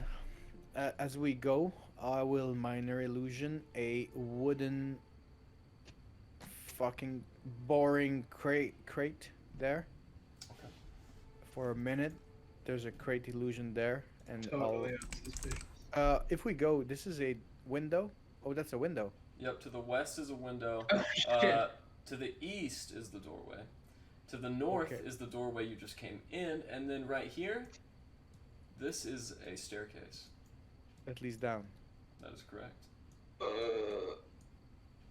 Okay, I want to walk in the stairwell, and I want to see if I can listen into the floor below and tell if there's anything going on in that space. I'll still make the thing then. On my side, You hear two people. do I know the rotation of the guards? Do they go through the room and out? They go clockwise from what you could see. The guards who you guys just evaded went to your north. That means more guards are going to be coming westwardly from the east to the west. Okay. Okay. Maybe we hide behind the trebuchet and we hope for the best. I'm 5'8". If I bend over the best I can, and you're not too tall, there's the illusion. Maybe they won't care about us. Are the stairs like open, or is there like a hall around the stairs? They're or- open. There's no railing. They're open. There is a slight wall to your right, which is technically your floor, but on the staircase it would appear as if it was a wall. However, from listening, putting your ear down, Glenn, you hear a bunch of people snoring. And as you spend some time doing that, you guys do hear the massive stone door to your east. I'm hiding behind the shitty crate illusion, I guess. I don't know. No, get in it. In the oh fuck! I can't. I'm in the crate. You know, I really thought we'd have something better to do today, aside from tend to the walls. Right, you're right with that, but, what can we say? We're the new guys. Ain't that right, Huahua? About that time, a very pudgy sailor steps into the room. Right, I gotta say, this isn't too much fun work, but it's not the best place, or the worst I've ever been to, that's for sure. Right, and where are you from again? I'm from Targos. As the other two cultists begin to laugh and mock Huarwar, they inevitably go off to the north Wait, hold up. and complete What? their rounds. What name did you just say? You guys don't know, you're gonna complete a different part of the castle. And I they- know. They take their round. Do you guys remember that name? The two of you who heard that? I can remember who Quarwar is. That was the person who was like, there was a raid or something on the town, and he went missing. Nobody's seen him. They've asked us to look for this guy. Fuck. Yeah, I was tasked with finding him. Yeah, we were tasked with like, hey, can you guys find Warwar? Have you seen any sign of Warwar? But Alistair doesn't know any of this, so I it feel Yeah, like I this mean, name you we're is guys just going would know. along. You guys I would feel know this that, name 'cause is familiar though. The rest of you, Yeah. as you guys make it down into the cistern, the hatch is opened by Arnholt, who kind of ushers you in with a very subtle hand gesture and keeps his eyes at the door. I'm gonna look around at these two guards that are in here. I'm just gonna be like, "Yep, new guy here. Probably could tell. I know. Not ashamed. I'm here to join. Looking for some new threads, uniform. Real excited for the growth opportunities I can have here at this looking a establishment." little, You see the two Looking a little- cultists who are playing a a little game. less. Yeah. Red speaks up and goes, he's very excited. He's Oh yeah, very I'm excited thrilled. about joining up. I'm thrilled to bits. Yeah. Same with this guy. He's a little more quiet though. Oh yeah, glad to hear it, Bottleband. You're certainly meeting your quota for this month. As he moves a piece on the chessboard that the two of them are playing. This guard right here. One of the guards moves his rook up and then looks back at you guys. Oh yeah, just while you're down there, don't disturb the lurker. You know, just like always. And about the time Arnholt kind of gives you an elbow, Alistair. Yeah, like always, right. Alright, thanks for the tip, mates. I'll be seeing you in just a bit.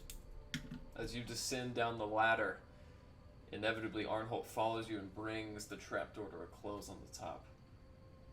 This is crazy, but here goes nothing. And he goes down the ladder with the rest of you. As you guys make it to the bottom of the cistern, icy chills perforate your skin. You look out and you see a very flooded room that's used as a sewer. Arnholt plugs his nose. Don't worry about that. There is a strange beast which lurks there. The robes are So kept where in this is- room. Okay, take us.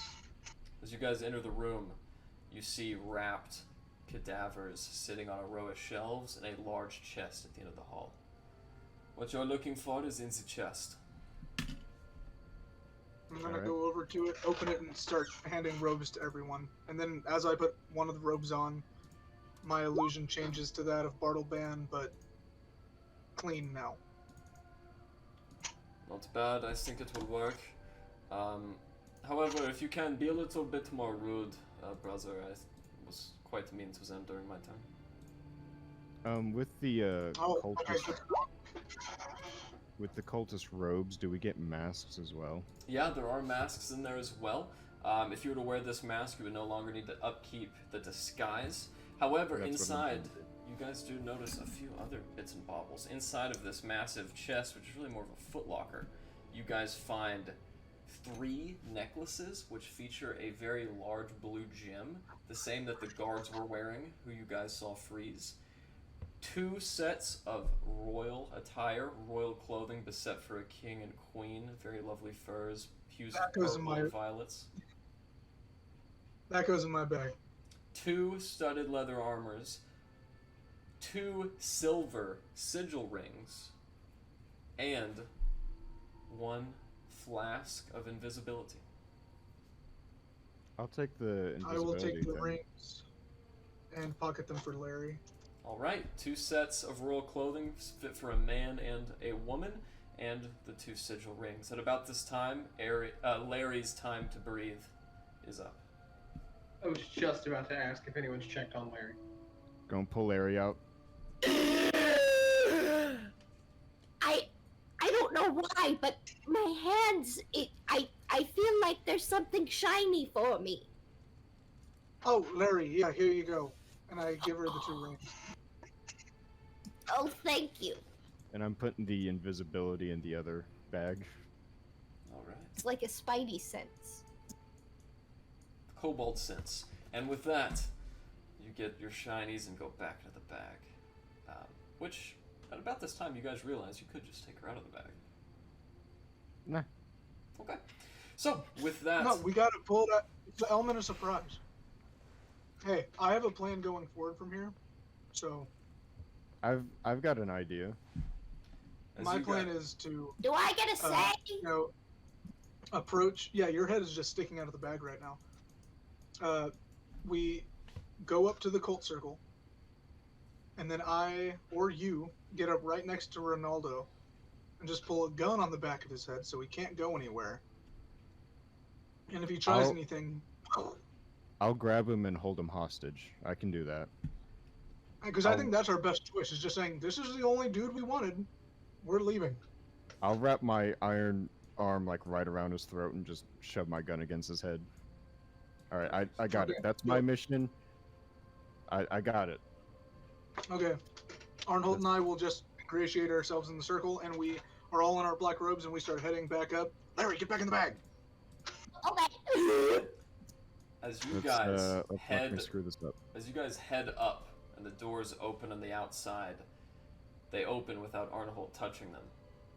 At about that time, Arnholt looks down at you guys with a sign of concern and begrudgingly continues.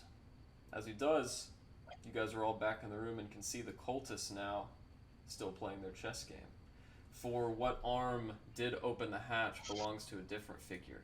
Coming down the same bastion from earlier, 2 men are now in this room. One wears a red hood, the other a brown hood. As they look about, yes, I was told that we had some new initiates. This is a pleasure to meet you. I am Fel Supara. This is my protege, Benjamin. You know, you don't have to introduce yourself to everyone, you know. Yes, Bartleband, but some of us have a little bit more concern for manners than you. Dick. And we keep walking. Some things never change. As you guys walk out, you do hear a discontented voice. Wait up for me, guys! As you guys all pay your attention to the region the voice came from, you now see a very pudgy cultist come down the stairs. Alistair, you immediately recognize him as being Warwar. As he comes down and joins the rest of the cultists, they have a short conversation amongst each other, and you guys are left to your own devices. I'm gonna grab Warwar and just kind of lean in right next to his ear and just, as we're walking, just whisper to him, I've been sent by your mother. You see this look of shock in his face, and he kind of nods to you, this stranger in a mask, before he takes his amulet and breaks the chain.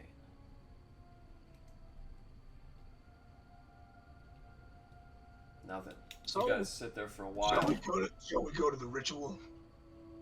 Follow my lead, and we'll get you out of here. Glenn and Aralas, go ahead and make me a very quick perception check. You got it. Alright. You guys can see out of a window to the northeast, which should be there, but for whatever reason is not. As you guys look out into the central courtyard, you guys can see your allies joining the rest in the circle. Aralas, you can continue down that hallway if you wish. So we're out to the circle now. Yep, and Glenn and Aralas, you can see them. You know all that keeps you from going to the courtyard, Glenn and Aralas, is a quick run down the staircase. So the courtyard's just down the staircase from us, and that's where everyone else is. Yep, and you guys can see him out of the window. You guys are now on the 2nd floor, and Aralas is going above the portcullis at the moment. Now, I don't have much of a plan here, but just in case it becomes relevant, how hard would it be to turn the trebuchet to face the courtyard? It would take a team of 6 men, probably 5 minutes. Okay. It would take the two That's of a you. few more. Yeah, it would take the 2 of you the better part of 10 minutes. Okay, disregard it. I'm just gonna hang out and I want to just kind of watch the courtyard from where we are. Yep. Just kind of observe.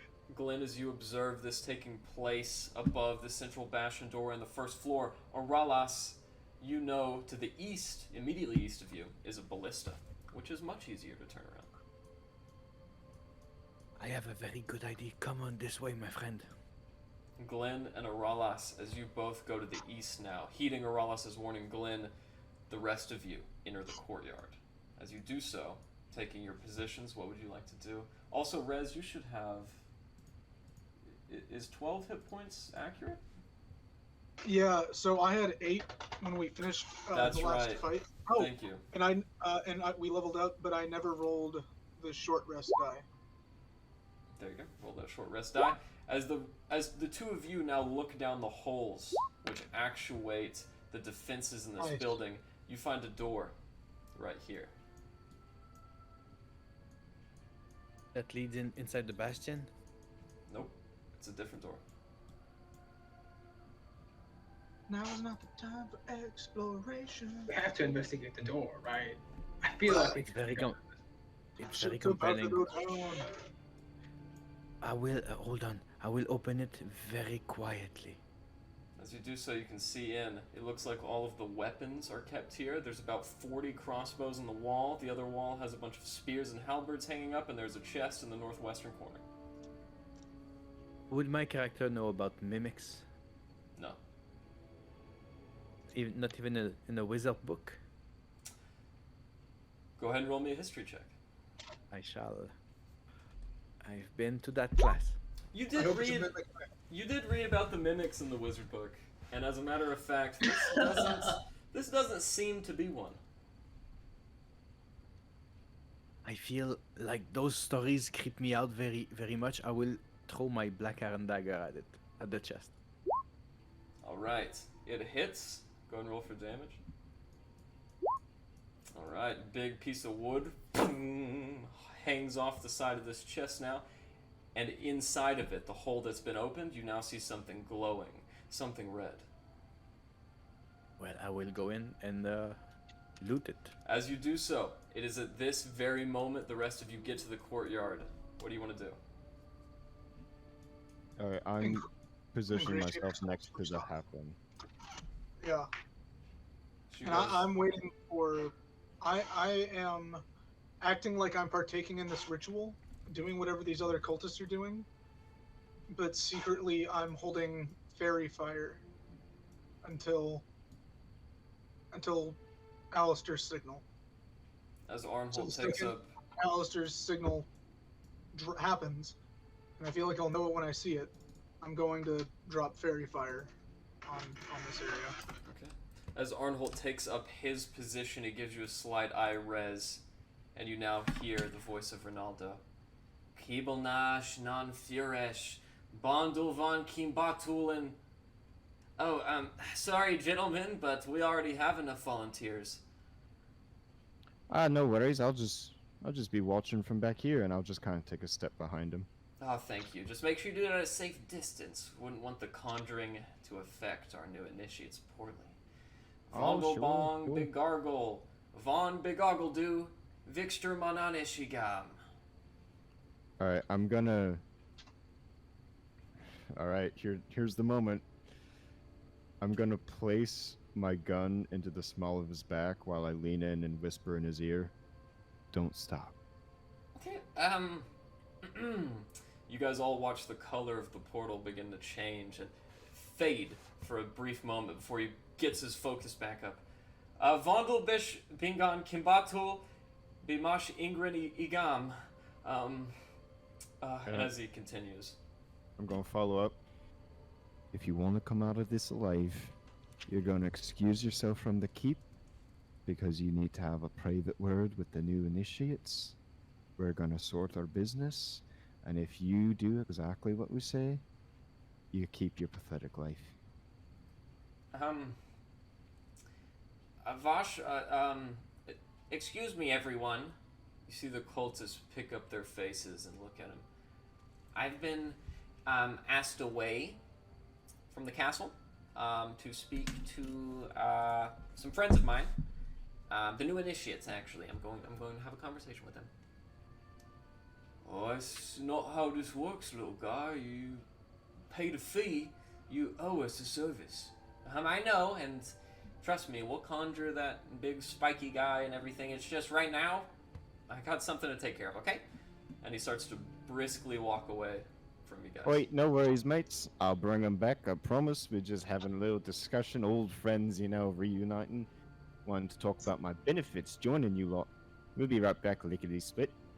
As I'm they're gonna walking, follow him out. Go I'm ahead and roll grabbing me. arm. Alright. As you What guys do you need me to roll? As you guys above right now can see this happen, I need Alistair to go ahead and roll me an intimidation check. See how scared Rinaldo is.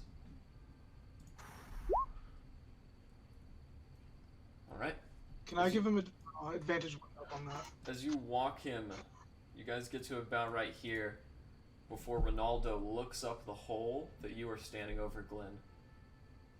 Drop the windlass! Bring the doors closed right now!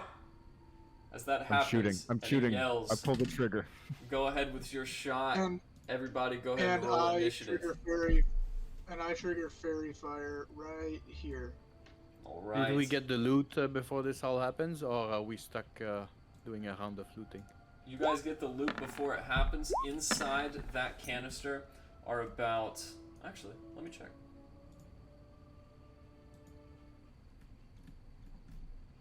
Alright.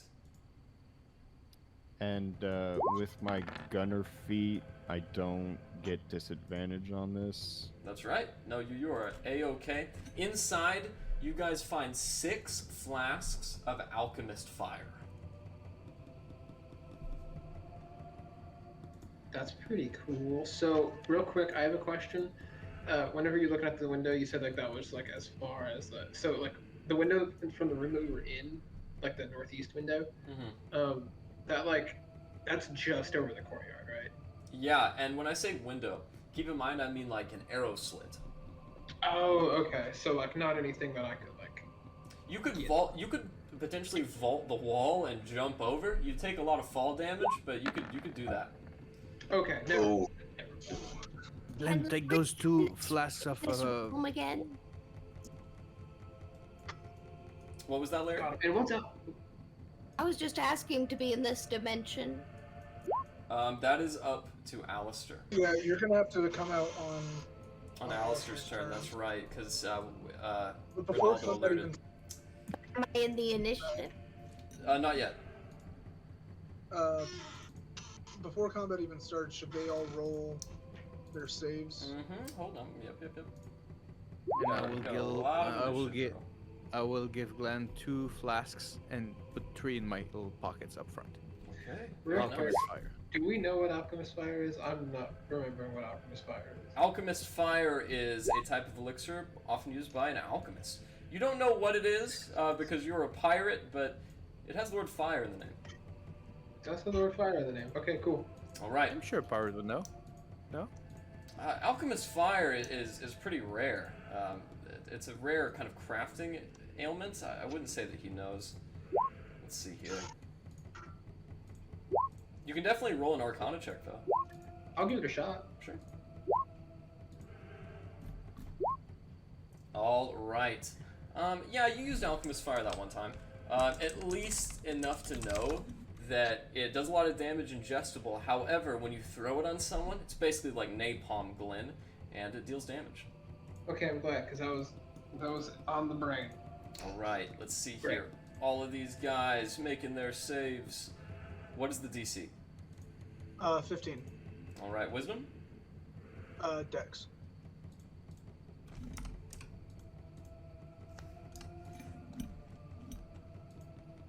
All right. 3 of them Ooh, fail 16. as their bodies begin to shimmer with radiant energy.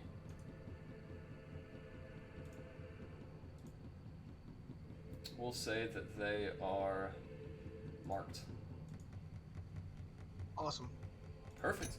And with that, it is Rinaldo's turn. So, Alistair, go ahead and roll for your damage. We'll just say it hits because you specified you had it right into his back. Yep. And with the gunner thing, I wouldn't take disadvantage, so... And just a point, Arnholt should be like right here because I had grabbed him by the arm as we were leaving. Sure. Alright. 4 points of piercing damage as he just gets out of the side as you shoot off one of his love handles. Oh, mister, protect me! As he goes in with his blow, he's going to do so with 4 less health points. Ooh. Alright. Oh. Okay. Now that it is his turn,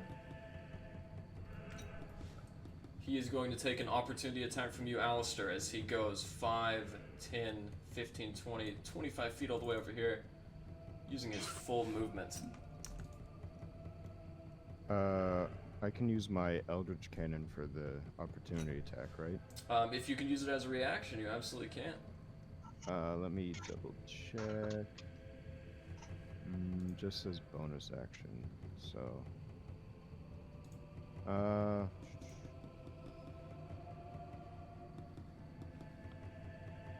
Okay, then I'm just gonna hit him with my sword.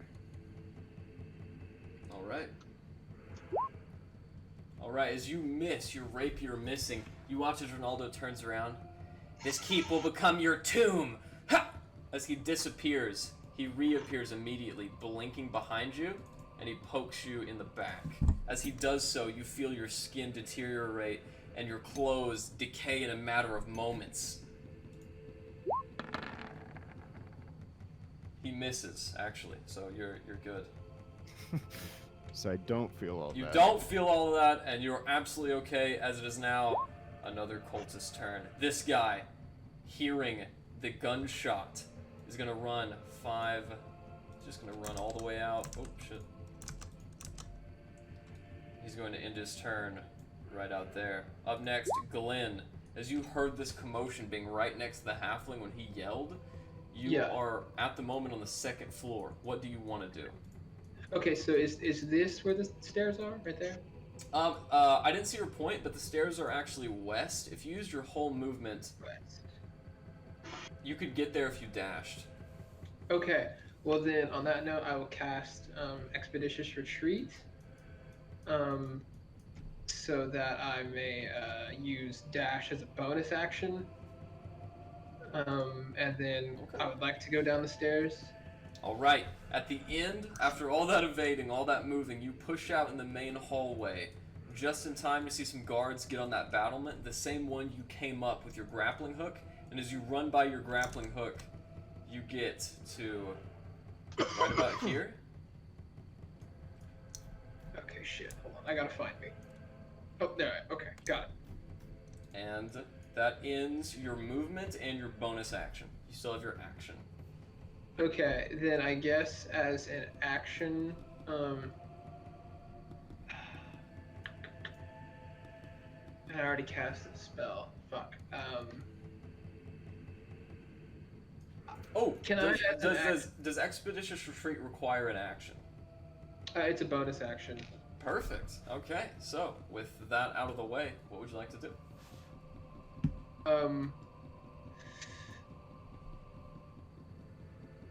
Oh, you know what? Actually, I don't think I would have been able to dash because I used Expeditious Retreat as a bonus action, which lets me use my bonus action to dash. Okay, then that dash will become your bonus action because you can use an action as a bonus action and your turn will be over. Okay, got it. Up next is the cultists. As many of them there are. This guy's gonna quit the incantation for the Frost King, and he's going to throw his warhammer directly at Alistair. Alistair's a 17 hit. Yes.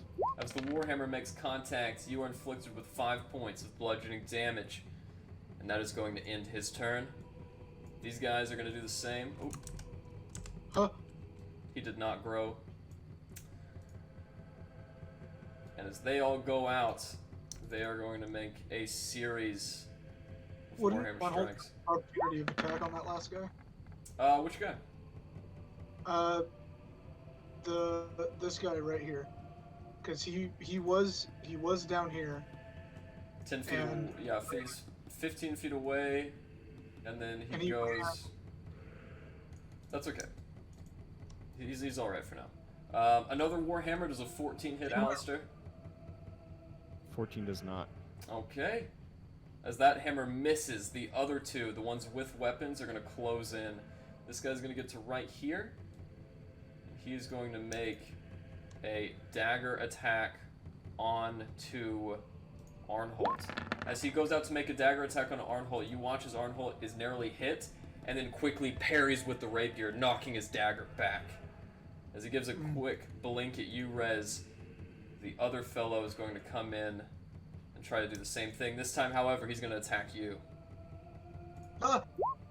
Does a 17 hit? Of course it hits. Alright, with his double-bladed sword, you are dealt a total of 8 slashing damage. Up next, a familiar face as he comes running out. No. Well, or should have been with, What's going on over here? Glenn, is that you? Who's top? Yes. As Tis Forward I. looks at the top of the staircase, dumbfounded, he's gonna look back at his allies, and right at that guy in the red hood, he's gonna stab him with his dagger. hell yeah. Hit his ass. Whoa, what are you doing? I should have never came here. Aw, poor War. As that ends his turn, what is Orly doing? Well, Orly doesn't exist, right? Because you dispelled Orly. So, Aralas, what do you want to do? Okay. So this is a window, correct? Indeed it is. And we are in this room here. Okay, I think I know what I will do. My intention, please let me know if my character would make a sense of it. I would like to blade song and then jump over the main doors and kind of Lara Croft, Jackie Chan, skid on the wall and then attack on my way down. So, the room you're in has no windows, neither does the room outside. However, you could drop down one of the holes cut to drop a massive stone through. You could actually fall straight down. But using the wall, would that not be a better idea to slide down? Yeah, it would, but how are you going to get on the outside? Through the bastion window? Yeah, well, we are on the second floor. Yeah, you're in the... yeah. Jumping down on the wall. Oh, That's you want to gonna go? kill you. You want to go over the wall and down? Yeah, It- like those when ninjas climb up Right. running on the wall. I want to do it going down. It won't kill him. It's pretty tall, but it won't kill him. Yeah, go ahead. He's got 10 hit points. What are you talking about? It won't kill him. Well, it has the possibility to not kill him. Go ahead and roll me an acrobatics check. Okay, so can you count the movement tiles while I do so? So I will blade song. Okay. That's that. Running, I will. Okay, so that's blade song bonus action, and I will run, and I will use my sword going down if I make it to actually try to knock him unconscious or not kill him. Right. And so athletics, acrobatics. Just so we're clear here and we get this right, you are summoning the wall, dropping down right where you are. Yeah. Okay, roll your acrobatics check. And blade singing, I have advantage on those. If that is And, correct, yeah. Ooh, I think I'm gonna hurt myself. As you come down and your sword sinks into the wall, we're going to take our bathroom break. Okay. 5 minutes, and we all get to witness Oralas epically fail and eat shit. Alright. Now that everybody is back, as you guys look, a quick break in the combat rings out. And as you guys look directly up, you can actually see Erlond as he comes down, sinking his blade into the wall and scraping a huge streak down the side. As he does so, it hits a piece of chiseled stone and just dejects him as he flies off the wall onto his back. Go ahead and roll me 3d6. Oh no! That was a high second story. All right. As you stretch and crack your neck a little bit, you stand up with 10 damage, but you are alive and in the fray officially.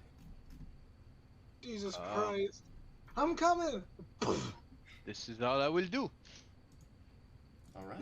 If you'd like to end your turn there, you will end your turn actually right about here. Unless you want to use your movement.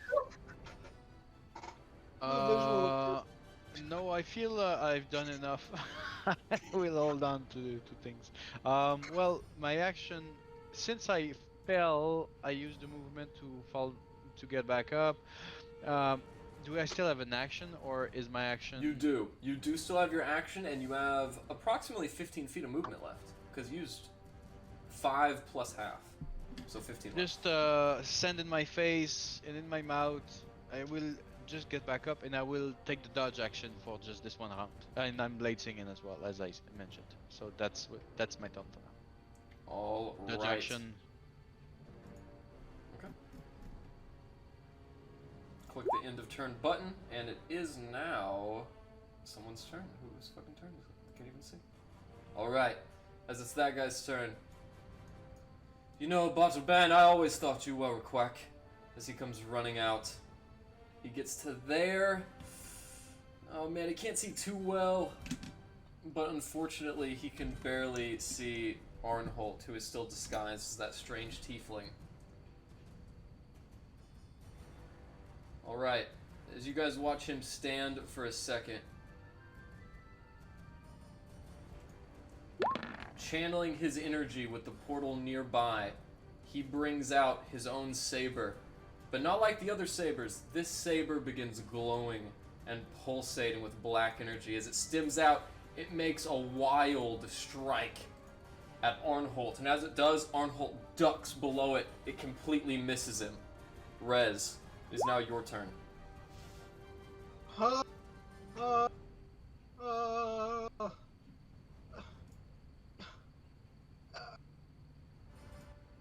I'm gonna axe my way at him. I don't know.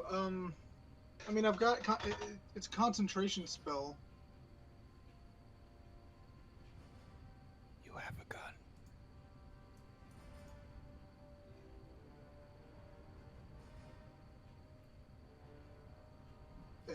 At this dude, because I don't want disadvantage. What do you want to do? I'm gonna fire my gun right there. At that guy. Alright, as you push your shoulder blade next... Actually, this guy.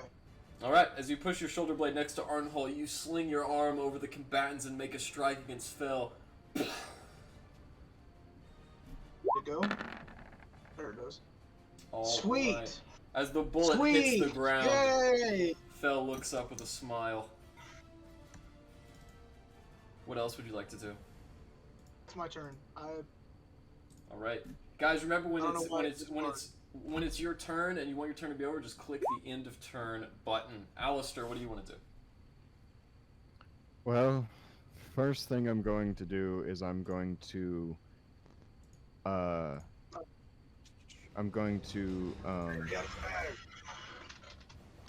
give up the infusion on the bag that Larry's in.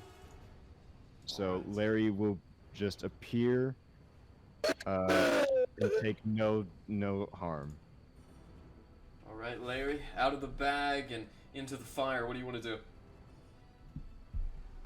Oh, do I just get a turn now? I'm sorry. Go ahead and roll for initiative. Your DM is on the fritz. I believe I still have a bonus action. You do. Well, while Larry's getting himself sorted, I'll do my bonus action. You know what it is. You know who it's against. The little half shit. All right. Now, is this your Force Ballista or just the Eldritch Cannon? This is the Force Ballista. All right. As it makes this massive sound effect, which I hope you could hear, it strikes. And is that an 8 to hit?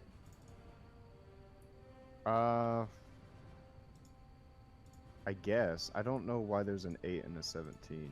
I think it's an 8. It should. It's probably just the 8. Okay. Well, you do have advantage, so I'll take the 17 as the second roll. That hits. As it does so, it inflicts 12 damage, and he goes flying. Whoa, ow! As he flies back and away, tumbling over this guy. And before my turn ends, I'm just going to lock eyes on Rinaldo, and I'm going to say, "Your death is carried on dragon wings." What's that And I'll mean? do that. Poetic. Oh yeah, well, I'm gonna freeze you to death or some crazy shit. Bard.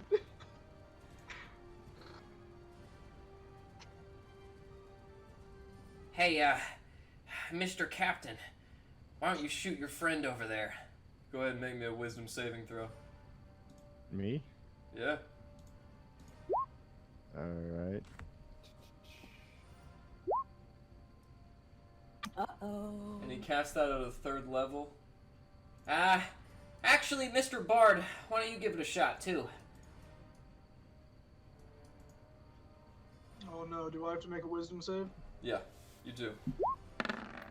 Wait, All did right. I pass or fail? You both failed. Oh, actually, What? Rez, you succeeded. As that occurs... Alright, as that occurs... Let's see here.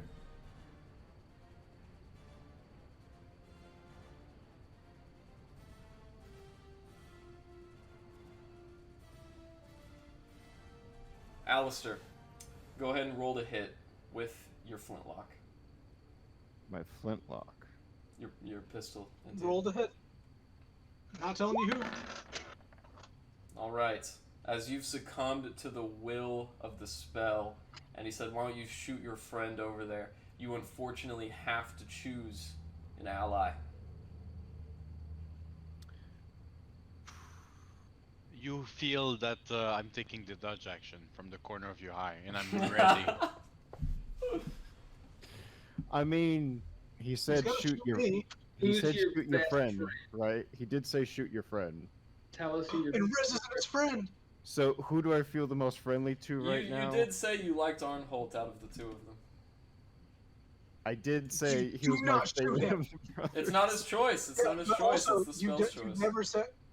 Do you think he's your friend? Well, Or do also, you think, like, Glenn or well, the spell doesn't Morales. work off the verbal somatic of him saying the word. It is a spell. So after he's casted the somatic and verbal requirements, it just activates.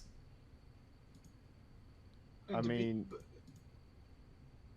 and to be fair, I mean, this choice should be up to the DM because You're right. he's You're not right. your You're right. friend. he's mind controlled. You're right. do I go Shoot with who I Arnholt. consider most as a friend? Shoot Arnholt. Go ahead with Well, the damage. Fuck you, Garrett. I kind of consider Aurelius more of a friend than anyone in this group. Right around I me. mean, I since cut your Glenn's not arm. around. I mean, he did. Glenn's far away, so like Aurelius is like closest to being a friend right now. I was about to be very genuinely hurt, like Gavin Clary was about to be. Well, I mean, Glenn is his best friend, but Glenn is far away, and he just said to shoot my friend over there, which makes it feel close. So, I think I have to shoot Aurelius. Here's what I'll do. There's 5 allies in front of you. I'm just gonna roll a d4 and assign them each one. Here we go. Alright, that's on Aurelius. Go ahead and roll for damage. Well, I'm actually, sorry. since I'm doing the dodge and my AC is 20, he's gonna miss. Alright, there you go. There we go. As There the we shot go. makes its way out, Ronaldo's turn is over. Up next, the other spellcaster is struggling with War. I can't believe you. Bloody turncoat!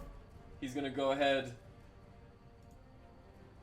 and cast Hold Person on a Huarwar. Huarwar is gonna go ahead and make me a wisdom saving throw. Huarwar succeeds and breaks the will of his arcane master. Right before you, Glenn, you watch this arcane dance of a battle happening between these two, and it is now your turn. What do you want to do, Glenn? Okay, I want to run down the stairs. It's 5, 10, 15, 20. Cool. So I'm here. I'm in Benjamin's face. I want to cast bonus action, Thunderous Smite, which isn't going to come up unless I hit. So I'm going to make an attack on him real quick. And I'm hoping. That hits. Excellent. Who's that on? Benjamin. All right. Roll So, for damage. I'll read you. Well, real quick, let me read you Thunderous Smite. The first time I hit with a melee attack during the spell's duration, the weapon rings with thunder that is audible within 300 feet of me. The attack deals an extra 2d6 thunder damage to the target. Additionally, if the target is a creature, it must succeed on a strength saving throw or be pushed 10 feet away from me and knocked prone. You know, that is a very good ability. What is the DC for the strength save? It would be, let's see, it would be my spell save. So that's, hold on. That would be 8 plus wisdom. Oh, sorry, 8 plus charisma and proficiency.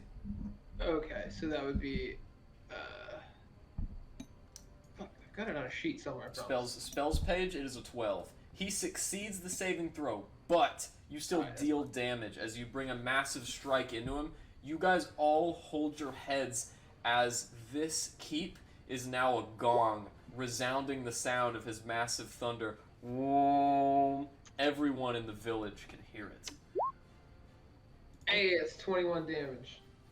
With that, you've taken a massive wound. Oh! I yield! Please, I yield! What else would you like to do? I'm gonna just hold my sword at him, and that'll be my turn. All right. On the cultist's turn, that massive sound you rang wakes 2 of them. As they get here, they can't do much with their range, so they're just gonna throw daggers at you. Literally. A 7 misses you. Okay. And a 16 does as well. It's now these guys' turn, who you guys still have advantage on. They are going to make a series of attacks. One guy with his black long saber, just going to bring it out. Does a 13 hit, Rez?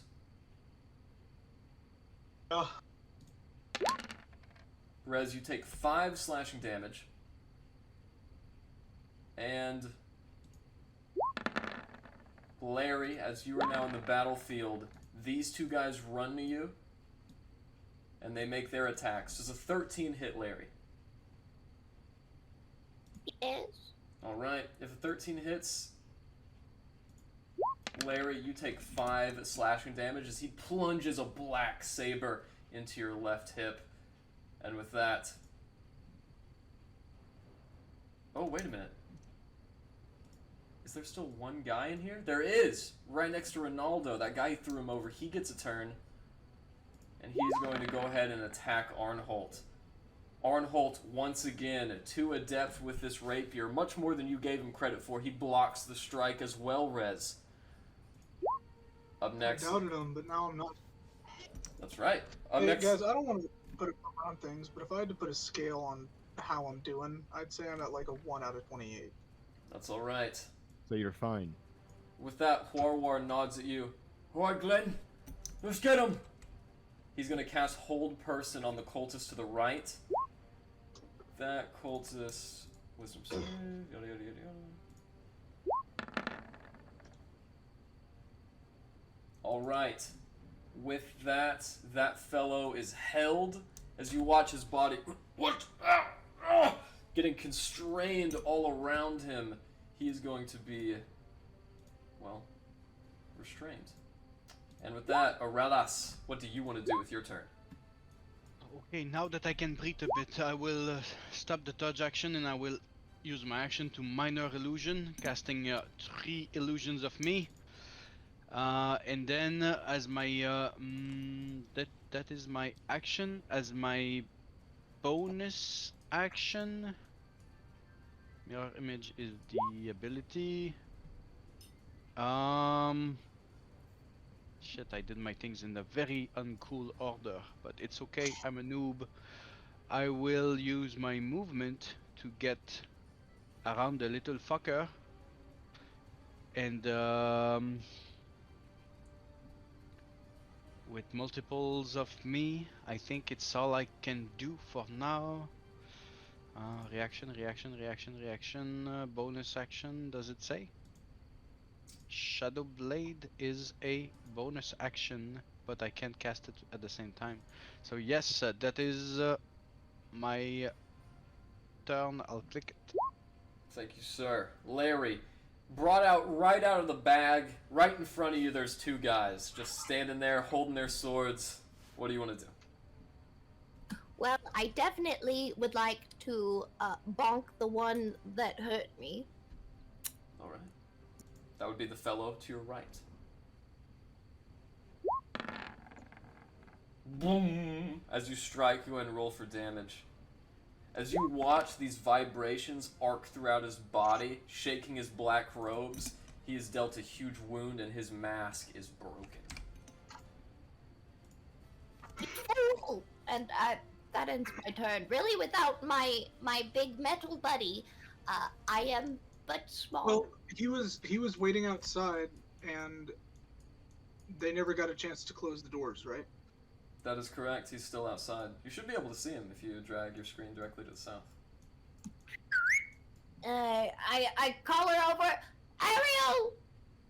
Ariel! Ariel makes it to right inside this main hallway before he can't get, or they can't get any farther. There's no attacks, I think, from that far away, so that will end my turn. I'll do the button thing. Alright. Alright, up next is this guy. You know, I thought I wouldn't have much competition coming to this keep, but I see now that it's different. He's gonna cast Shield of Faith on Rinaldo. And with his main action, he's going to run straight in onto Arnholt as he goes in for the kill. Dagger attack. A 13 will not hit because Ronaldo has his reaction. Once again, we're posting. Arnholt just cannot be hit. Rez, what do you want to do? Okay. Well, Fairy Fire drops. Okay. Thank you for that. And I look at Larry. I can't even run anywhere because no matter where I go, I will get an opportunity to attack on me. That is true, unfortunately. So I'm gonna look at Larry, and I'm going to say, you know, Larry, you've always taken up a lot of room in my heart. And I'm going to cast Enlarge. Yes. And also you get Inspiration. All right. Jesus. Okay. All right, Larry. This is intentional. As you guys all watch, Larry becomes Big Larry. Oh, and you inspired her. Yeah. Awesome. And that'll be my turn. Okay, Jesus Christ, there's a lot of data in that spell. Yep. Alright. Normally she goes, she would go medium, I think, because she's small. No, But she's a medium creature. Yeah, kobolds are technically medium creatures. They're just on like the small side of that. Alright. I didn't know that either until Larry made her character. I had to look that up. But Smash. you have advantage on all strength checks, strength saving throws, and your weapons deal 1d4 extra damage. Alright. If that ends your turn, Rez, it is now Arnholt's turn. I forgot to take his turn earlier. He's going to strike at this tiefling as he brings out the brand new rapier. One hits, and the second one is a natural 20. With that, Arnholt striking this fiend as much as feasibly possible. Deals a total of 16 damage into this tiefling. Ah! By the light of Levistus! Ah! Oop, messed that up. Yeah, you removed Rinaldo's as well. That's right. Thank you. I don't know what's going on there.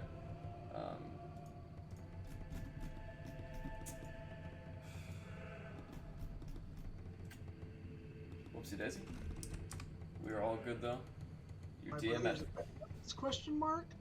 Yeah, I he thought kind he of was- is. I thought he was this little kid who couldn't defend himself. Always a nerd, but always the polite gentleman. And now he's kicking ass and taking names? What is this? He's doing better than you. He's pretty He's cool. doing better than I am. I made a mockery of that sword. There you go. He's living up to the family name. Petition Goodness. to swap brothers. If Rez dies here, which is likely, I'll just come back. On. Well, if I have to shoot another friend, I guess I'll have to shoot Rez. Oh no. As your dungeon master has finally figured out what 33 minus 16 is, it is now Alistair's turn. What do you want to do, Alistair? Does the halfling still have the shield on him? As a matter of fact, he does. Okay. Then I'm going to take aim at this dude over here. And,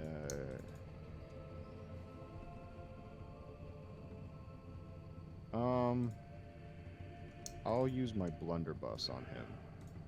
Okay. Who on exactly? On the, tiefling. Alright. Yeah, I'm whipping out the blunderbuss. Okay. That hits. And with that, as you guys sit there watching Alistair, you don't even need to roll for damage. A massive cacophonous shell rings out that rings all but Larry's ears. How do you want to do this? I'm just gonna whip it out and kind of one-handedly fire a blast and just blow him into a mist in the air. With his head exploded, you watch as his body slumps over, lifeless, next to the portal. And then, quickly switching to my Eldritch Cannon, I'm going to...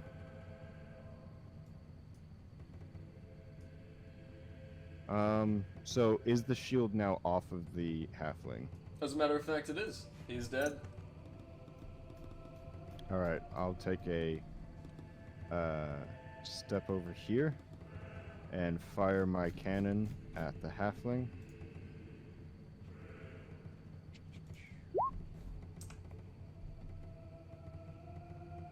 Whew. That'd be a 9, I believe. Unfortunately, it misses as you guys watch the cannon hit the snow forming around the portal and explode it in the white mist. Through the mist, you all hear. Does that end your turn? You're mine, you little half shit. With his turn, Rinaldo is once again going to turn invisible. And he is going to go all his lonesome way over here. Once he gets to there, he's going to dispel with his magical item. And make a shot on Alistair. Actually, he can't, because there is a very, very large kobold currently blocking.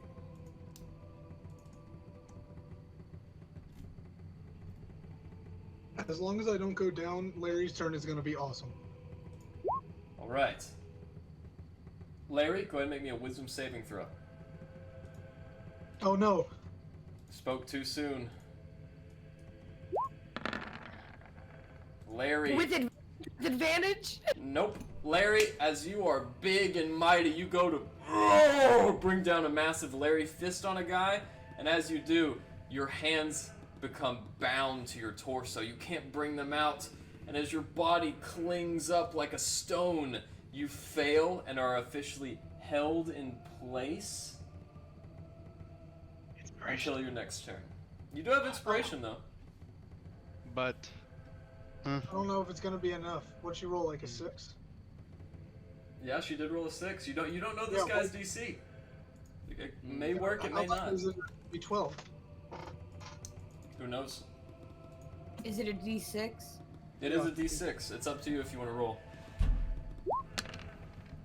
Alright. Unfortunately, that is still not enough, and we go to the next NPC's turn. This guy is still cowering for his life, hoping that Glenn does not sever him in two. And it is now Glenn's turn. Do you want to sever him in two? No thanks. I am gonna keep my sword on him though, and the two cultists behind him. I'm going to shout at them. I'm gonna tell them to if you want any chance of getting out of this one, I'm gonna recommend that you stay where you are. Maybe lay down even. That'd be great for me. And Well, thanks for the offer, but we're good. We're really just buying time. very scary. So I'm going instead. Does that count as was that an action or a bonus action for me to talk to them? No, that's fine. Okay.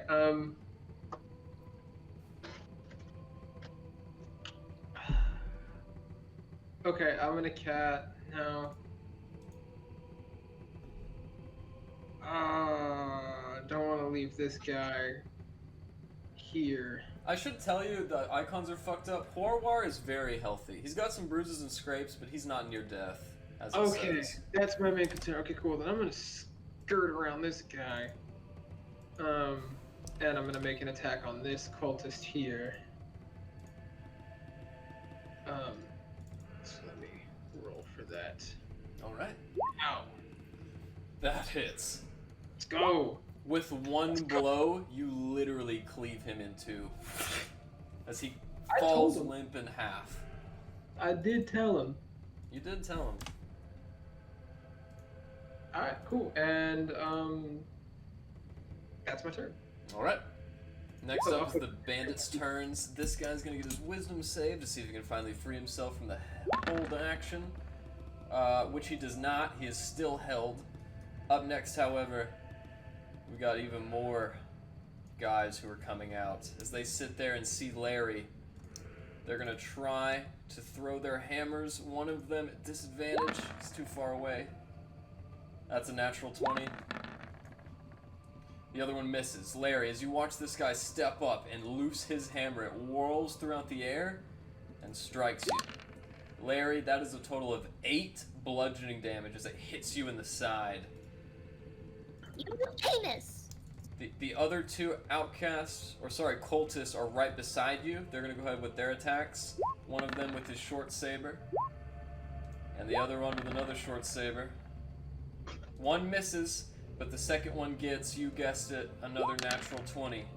Larry, you take another 9 slashing damage, and the cultist turns are over. Up next, our ally Huarwar is going to run into battle. 5, 10, 15, 20, 25, blah, blah, blah, blah, blah. He's going to get to right here, and as he does so, he is going to cast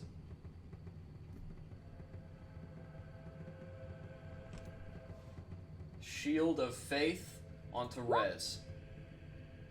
Rez, you now have a +2 bonus to your AC. Just temporarily, and Aralas, it is now your turn. What do you want to do, Aralas?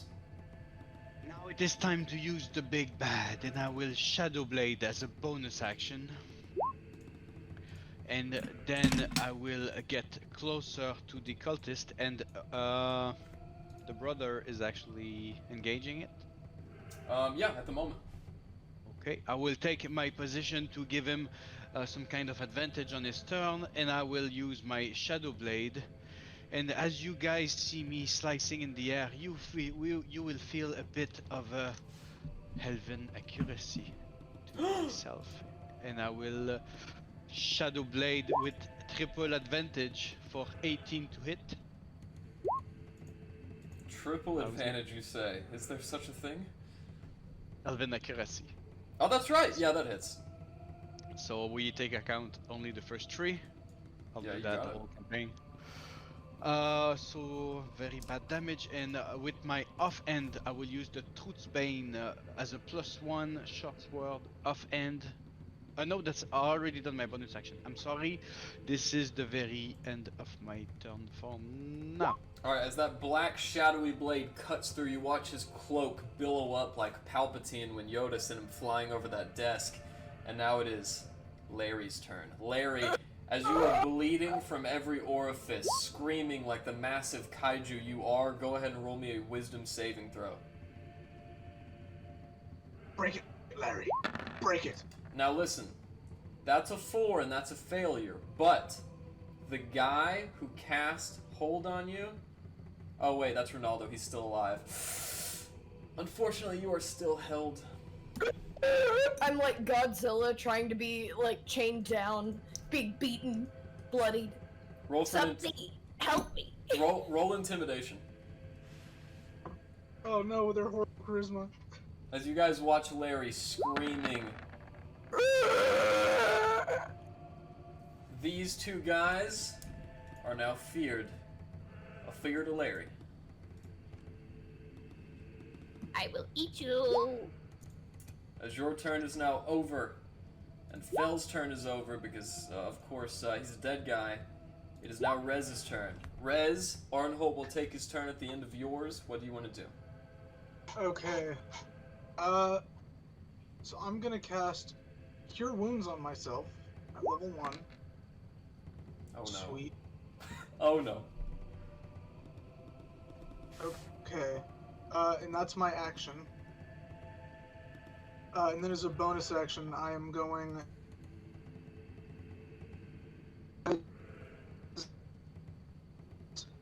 on his bot the other way, and then he goes down, and like I go up, and I'm gonna be doing that like right next to him.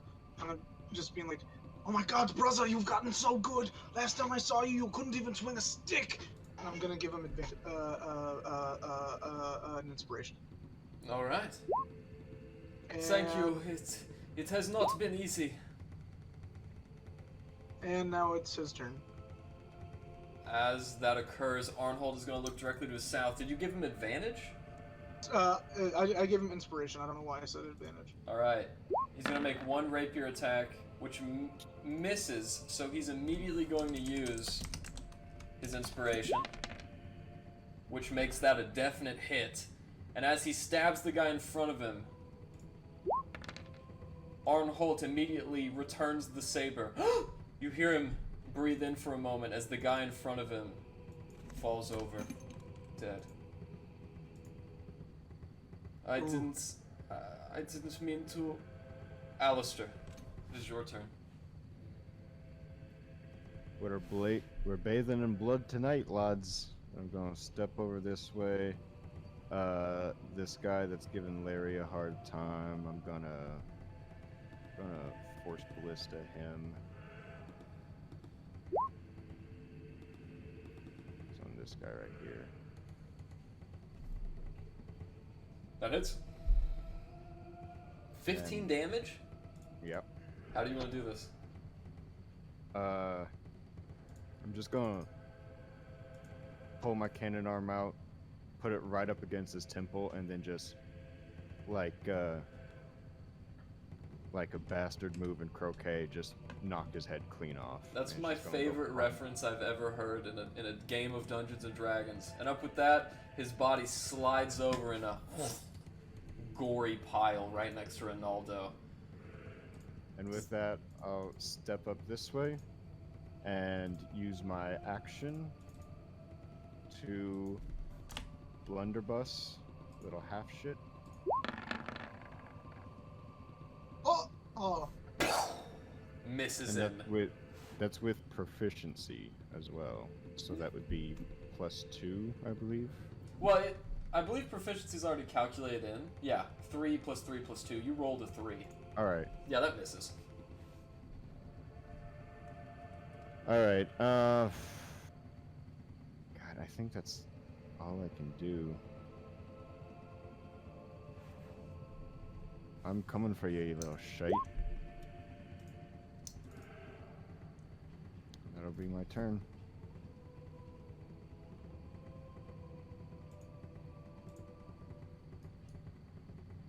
Oops. As he brings in his violin, you guys see his violin manifest out of thin air. As it does, you see it appear and whip around. As it does, the broad side of it smacks into you, Larry. As that happens, Larry does a 13 hit. No, sorry, does an 11 hit. No. 11 does not hit. As the violin rests now next to his feet, you see Rinaldo furrowing up in his little person rage. I've had enough of this! Nah! And he runs straight at you, Alistair, sinking a dagger in your shoulder. Does a 10 hit? No. Then it does not, and you are fine. Up next, that guy's still cowering in fear. Please! Master Sailor, don't hurt me! And it is now your turn, Glenn. What do you want to do?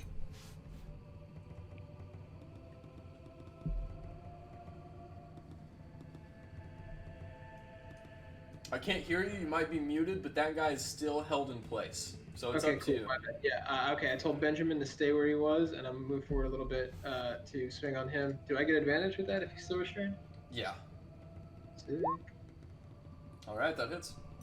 Oh, okay, great. So some damage. Alright. Ooh, 8. As you strike a massive sword cut through him, you watch as a gout of blood and guts spills from his stomach, but he is still clinging to life, just barely. Gross. I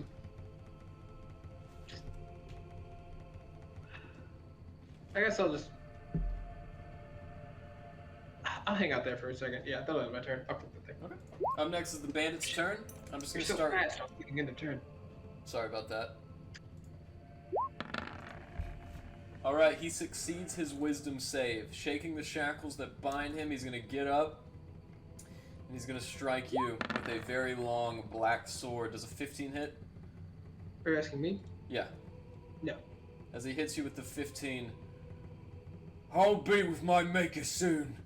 And he completely misses you and has basically succumbed and accepted his death. However, there are still many other cultists up. With these 3 in the center, they're going to march to the south as another one steps out. And all 3 of them are going to begin attacking at you, my favorite party member. So as this guy steps forward, Rez, with that Rez, a natural 20, you take 18 points of slashing damage, and you're now unconscious. Yep, I fall unconscious and Larry returns to normal size.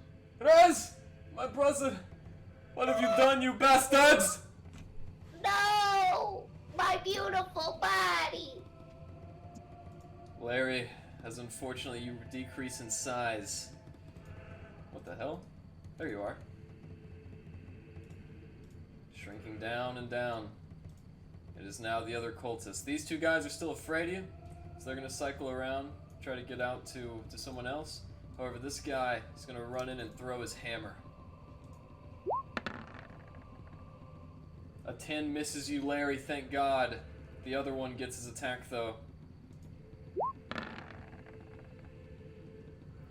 And with that 18, Larry, you are also unconscious. No! 2 of our healers. As you watch Larry fall to the ground, Aurel asks, what do you want to do?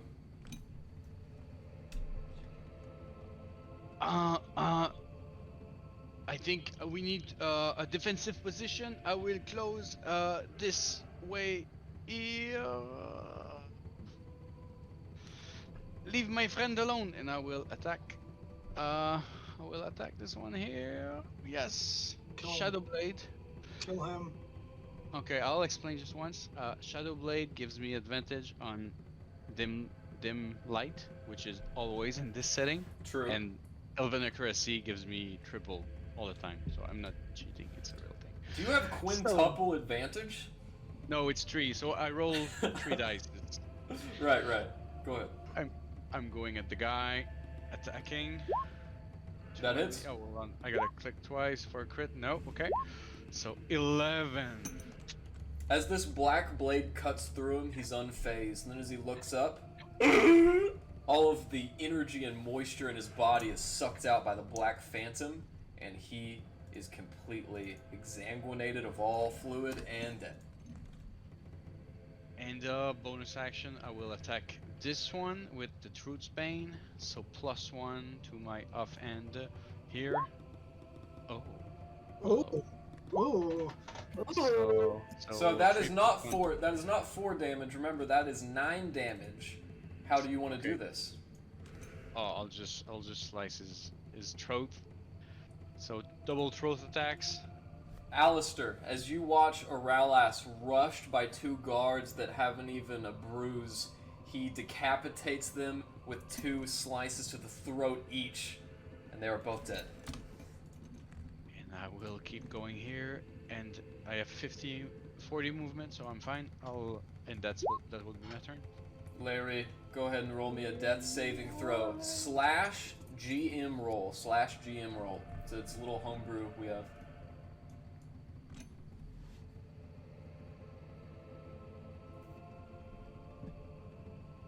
Okay, so I do. /GM roll, 1d20.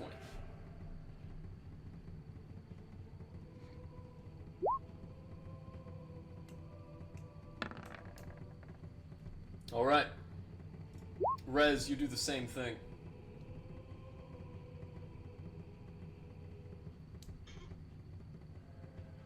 In the arms of the angels. Thank you, Rez. With that, Arnholt picks up Rez's flintlock pistol. You're not going to get away that easy, you bastards! As he points his gun in that direction. That's a hit. 1 point of piercing damage on the guy in the back. That gun has a +1 to it. Okay, so that's 2 damage, and let's see how that damage is calculated. 1d10 should be his dex modifier 2. Okay. So with that guy taking a massive wound, he keeps limping along, but Arnholt still has another attack as he runs up behind this guy, catching up to him. You watch as he goes for a length with a rapier and finds his purchase. Arnholt sinks the rapier through this guy's back and penetrates him, killing him outright. Alistair, what do you want to do? God, he's better at me than everything. We should just keep this one. I know. Back up to him. Go ahead, Alistair. Alright.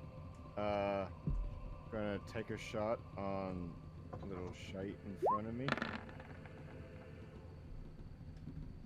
Okay. 10? That is.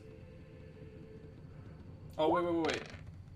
I'm so sorry. I don't know why I said that. That does not hit. Oh. Alright, then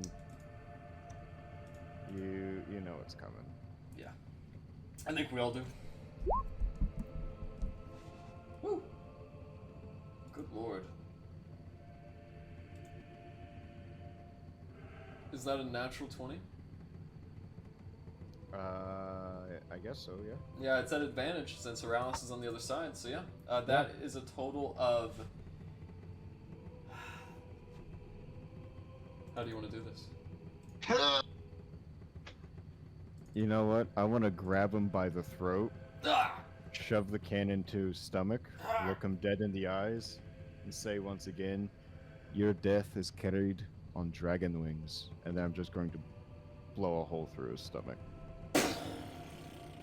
As his body disintegrates before you, you watch as his mouth tries to say one last word. Levista. And as he does, his body parts, which are connected to his torso, freeze. At this point, so do every single other cultist, and he dies in that frozen, gory pile. Am I still holding his head by the neck? If you... Oh, I thought you laid him down. If he's dead and you're holding onto him, he is frozen. Alright, yeah, I'm holding him by the neck, like his head by the neck, and I just shot a blast into his stomach and Perfect. just obliterated the lower half of him. If that ends your turn, and Benjamin is still there, it is now Glenn's turn. Glenn, as Benjamin is there, you see another cultist heading down the staircase you came down, and one more running at you from the east. What are you doing? Okay, I'm gonna make one more swing at the guy that's in front of me.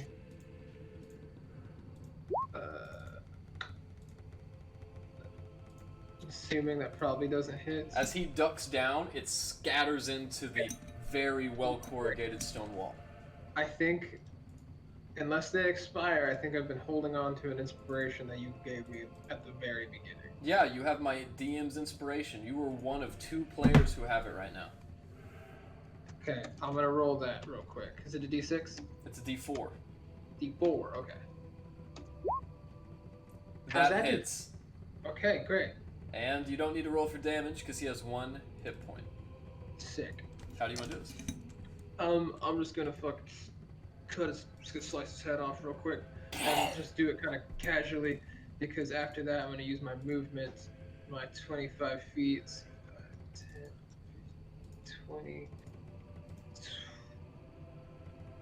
25, that's fine. And that's my turn.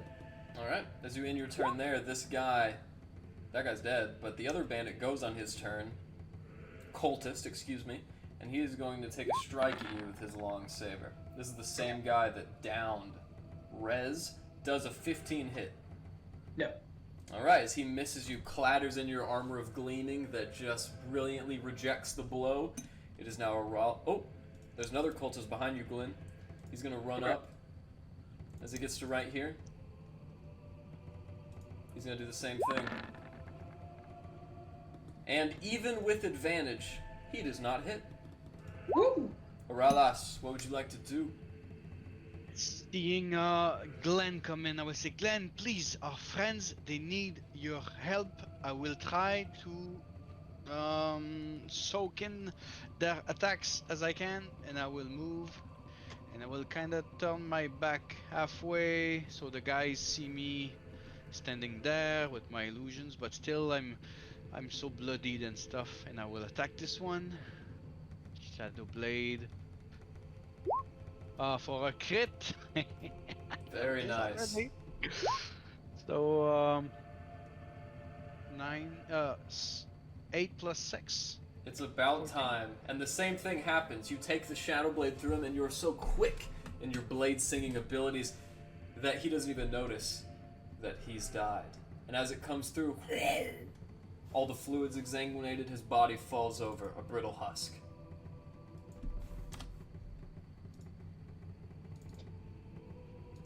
Feet, and I will offhand attack, hit this one. Go ahead. You ugly motherfuckers. The elves is killing your friends. Attack the fucking elf. What are you doing? And offhand attack for something lousy that's gonna miss. It does indeed, unfortunately. With that, Larry, go ahead and roll me another death saving throw. Same thing as before. And for you guys rolling death saves, you can actually click in the text box and hit the up arrow once, and it will display your previous roll.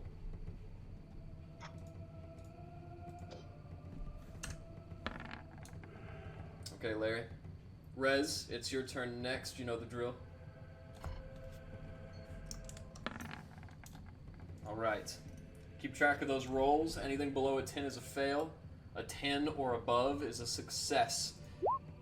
Alistair, your turn will begin right after Arnholt.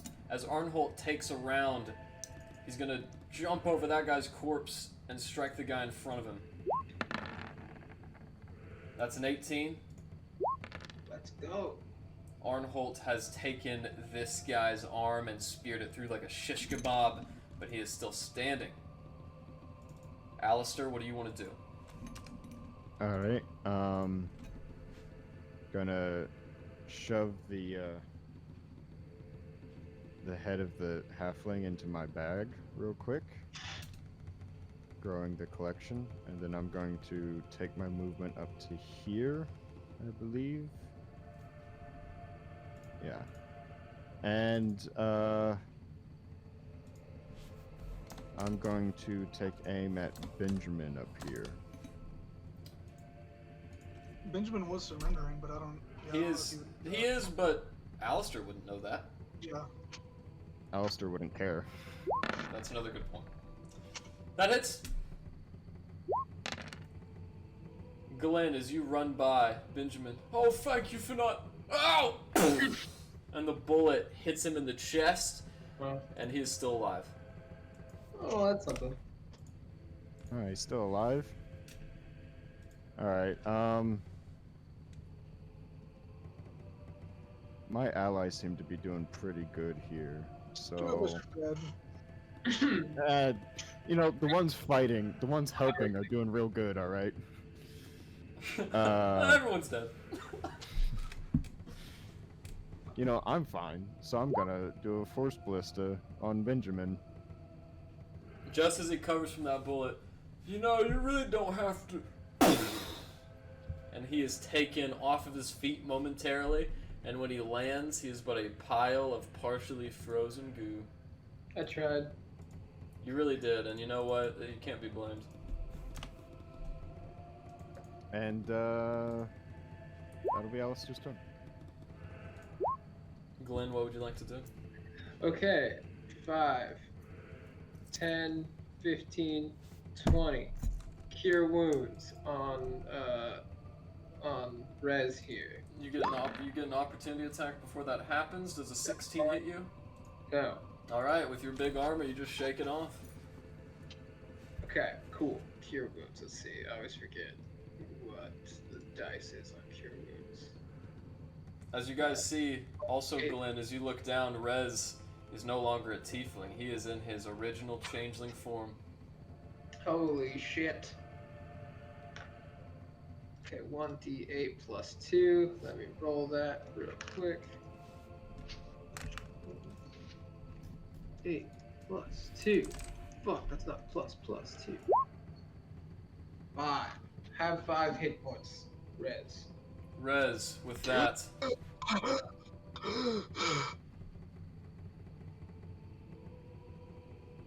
Is that your turn, Glenn?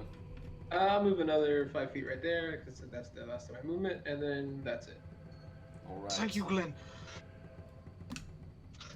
Anytime.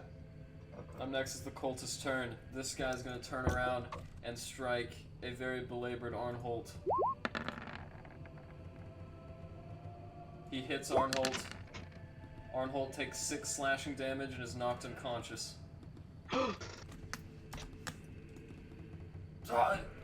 As he falls to the ground, this guy is going to take his leave, or alas, you get an opportunity attack. Shall. Oh, so I will get triple again? Yep. That's amazing. So that's crazy. As you watch Arelas catch him with a shadowy blade, he falls over limp and dead. However, this one cultist is still alive and still his turn. Is going to take his flea 5, 10, 15, 20. Right up the staircase he came down. He's going to go up it and disappear. Now then, as you guys surveil your surroundings, you are briefly in a moment of passivity. As you all look around you, cleaning off your wounds and getting a sense of what it would be like to go to hell and come back. What would you all like to do? Rez immediately runs over. What did you say, Rez? Rez immediately runs over to his brother and casts Cure Wounds. As you cure him, your radiant hands touching his flesh, you guys watch as the steel defender narrowly gets inside the gate, falls to one knee, and holds Larry. Arnholt, At least somebody cares about me. as Arnholt comes back alive.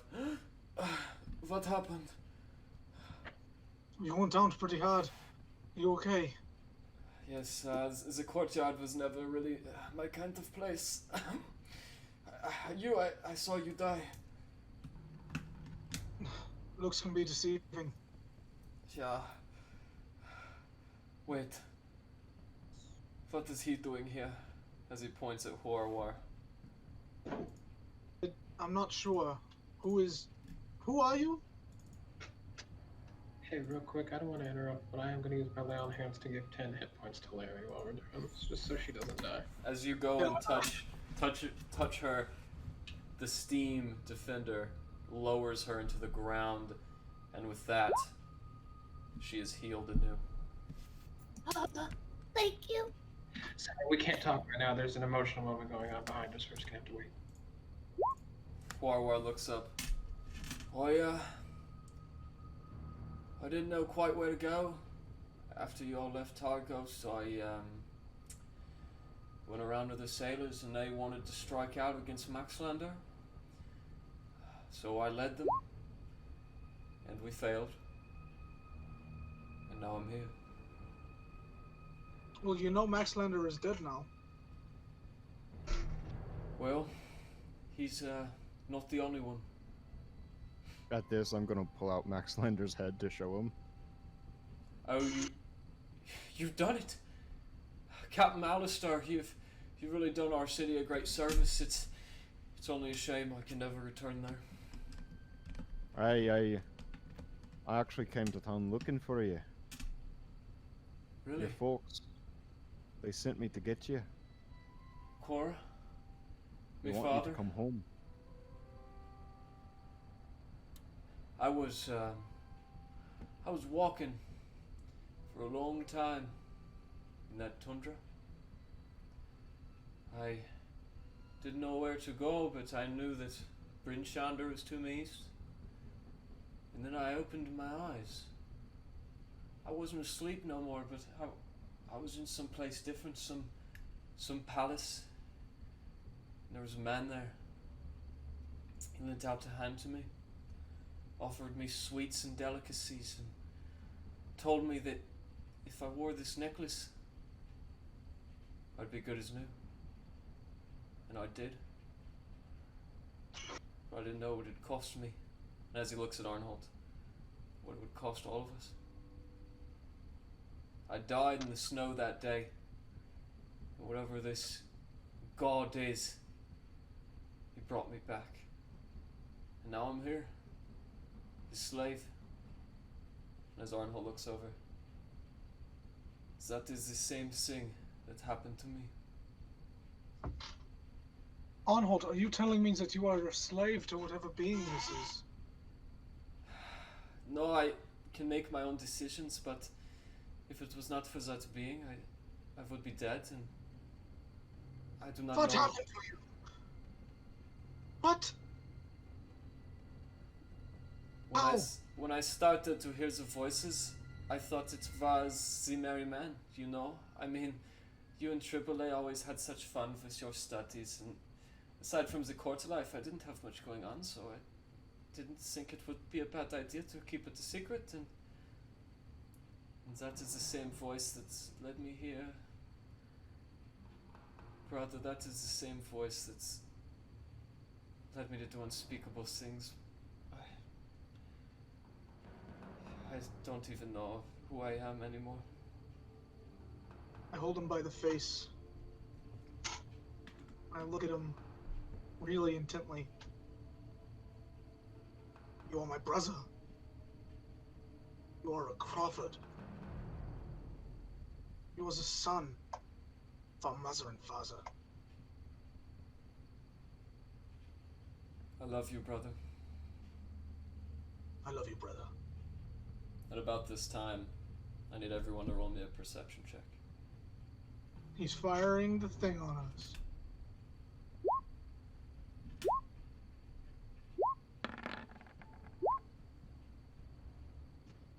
Glenn, you spot it first. Glenn, you spot it first, but Rez, you're keen to look over even though you're enraptured in this loving moment. As you guys look, every square foot of the battlements is encroached with crossbows. Pointed down at you, a total of 12 to 20 cultists stand guard over the walls, and you hear a voice. Right. Let's put an end to all this. As the doors begin to close, you guys are helpless beneath the ire of the crossbows as more and more guards begin to descend down the staircase. As the doors open in front of you, a man steps out, wrapped in a teal leather tunic. and the regal dress. He is a slightly overweight tiefling with white hair. It's a pleasure to meet you. I'm Caldroth. Now then, I'll be the one accompanying you down to the cistern, where the rest of the prisoners be.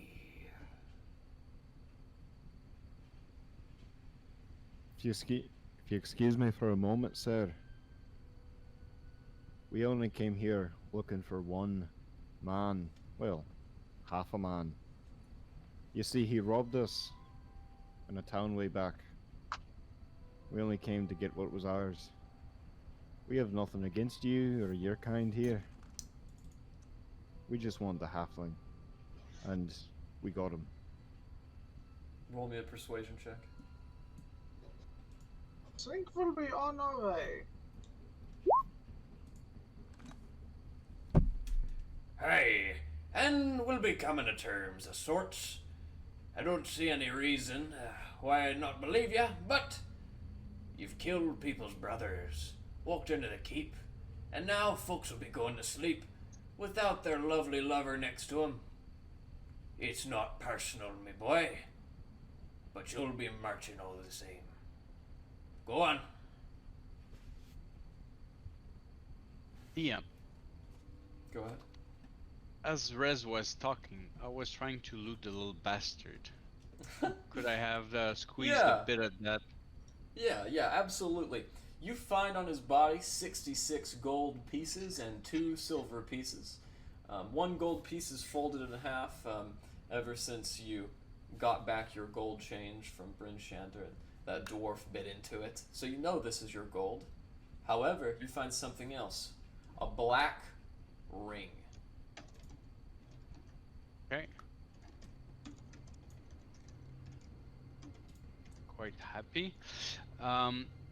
If I had plenty of time seeing the guys and the big bad come to us, I would have loved, if I can, to misty step 30 feet away, which would be in the entryway below their crossbows, and I would have made a run for it towards Elrond in the tavern. Okay. It's a bonus action, so Are it's you- really fast. Are you putting on your new ring? Nope. Just gonna pocket it and seeing we're going to jail. I don't think it's a good viable That is idea. true. You still do have Blade Song activated. Yeah, go ahead and roll me. One man on the outside. Go ahead and roll me a dexterity check. I didn't consider that. Yeah, go ahead. For what? Dexterity or acrobatics to see if you can run through the doors fast enough before they close. Okay.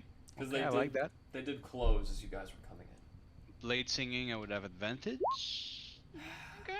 As you guys turn around and watch, Oralas runs straight head first into the wall. As he smacks into it.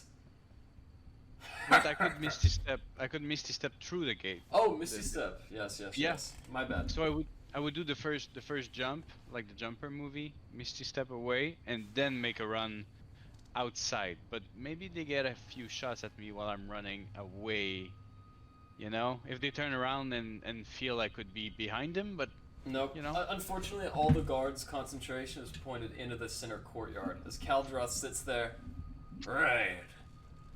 Well, we'll be getting him before too long, so don't be worried. You'll be back together with your little friend in no time. So I'll fetch it around for next week.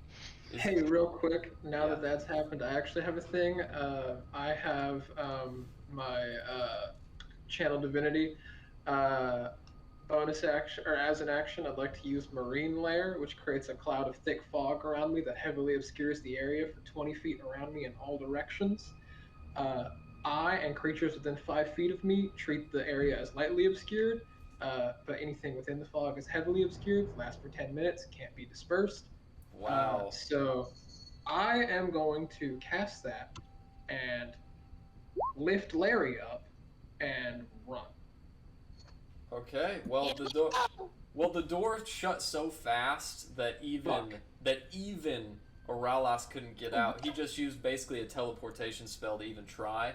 But with this marine layer circulating, all of you are disguised and cannot be seen from the archers. That was a very good move, Glenn. As you guys are all in this moment of disguise, you hear Caldroth. What? Someone bring a torch! As he says that, what are all of you doing? Okay, so shit, if the door's closed, Can we'll pry the door open, maybe? Or maybe I, like, have a crowbar on me, because I always have the right tool. It's a good question. As you guys draw near to the door, how long does Marine Layer last? up to 10 minutes. Up to 10 minutes as you're concentrating on it. Would you guys like to use your combined effort to try to open the door? Yes. Of course. Could I make a run for the door to try and help? Absolutely, you all can, because remember, that marine layer that circulated out means that you are all heavily obscured. Alright, I'm gonna And run it over. follows. And we can see through it like it's. And Yeah, I lightly have a crowbar. But you have to be within 5 feet of me to be lightly obscured. I Yeah, do we're have like a crowbar in my inventory. Okay. Alright. Yeah, you can use your crowbar, and even if you didn't, you can use your other tools. As you guys all pry in this door, and the steel defender's there, Larry, go ahead and roll for an attack from the steel defender. Alistair, make me an athletics check. And Glenn, since you're also trying to open the door, make me one too. 19. Heave as you might, you hear Caldroth. Hurry to the top battlement! I don't want them escaping! As that door opens, and you guys crack through, the wood splinters on either side, and you guys run in. You guys are now out of the marine layer, but it is still disguising you behind Glenn. The marine layer follows me. Oh, fuck. Okay, so you are all now opening the door. Where would you guys like to go? I'll be the last one to go through the door. I'll be like sending Shouldn't that people be in. Glenn? Well, Glenn's what's obscuring us, so he's covering our escape. So He's like. I'm pulling up the rear. Okay, okay. Alright. I'm gonna stand here like a sentry. So that door is open, and you guys can hear footsteps funneling all around you. What are you doing? I believe we're getting the F out of here. Alright, so you guys run through, and as you guys run through with the marine layer, you see another set of doors. Fuck it. I'm trying with everything I got to open the damn door. Alright, everybody, roll an athletics check and a perception check if you want to help. Okay. Okay. Could I try and like draw their attention and just be like shooting my cannon wildly? Sure. Yeah, sure. Alright, I'm just firing my cannon wildly. Get to the top! Don't let them escape! As you guys all get to the wall and heave as you might, your athletics checks are not quite as good as they were last time, but you're doing really well. And then Glenn and Rez, you guys both begin to hear a sound. It sounds like a liquid running down a wall. Hurry! We need to hurry! And I'm gonna push even harder against the door. Arnhold's gonna run in and add his strength too. We need to get out of here! Can I take a shot at Cardiff? Caldroth? Sure. Yeah. Caldroth, yes, go ahead. Yeah, I'm taking a shot at him. Fuck.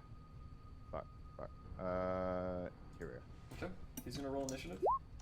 Let me know when I should roll another one. Absolutely. Like, they're out there. Trust me. We're working to there. Yeah, sorry, I'm just antsy.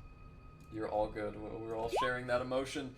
As it is your turn and you make the attack, that hits. And he can, 5, 10, 15, 20, 25. You're far enough away from Glenn that you make the shot and it hits. Roll for damage. 13? Mm-hmm. As you blast him off his feet. Fine. One of you's good enough. Everybody, roll your athletic checks one more time. Everyone run! Get out! I've got such a good athletic. I can't roll above a 10. This sucks. Rez, No, sing a song no. for us. Run! Larry, if you want the steel defender to help, go ahead and roll an attack. Oh, shit. Yeah, Let's get out of here. Let's get out of here. Let's get out of here. Oh, God, let's get out of here. I'm Kick gonna in get... the door. We've been before 4. As he brings his arm up, the doors swing open. As they do, Barwar nods at you and Alistair and runs to the south. As you go to run with him, Alistair, I need you to roll me a wisdom saving throw. fuck, we might. If we lose Alistair, we'll be pissed. I'm trying to help. I know It's you're better trying to than- help. I know you're trying to help. But I'm saying if you don't get out, Having I'm them gonna only have hard. one person is a lot better than them having all of us. With 'Cause that, we can lead a prison break. Here's the thing, I'll leave him because it's the best. Now, part, but you guys are in the fog. You've been hearing the sound of this liquid, this fluid pooling in. As soon as that door flies open, you guys want to get out. So what would you like Yeah. to do? I mean, Get I'm leaving. Yeah, I'm Okay. running out. So stick on me. As you guys all run out, you manage to go and escape. Just then, as you guys look back through the marine layer,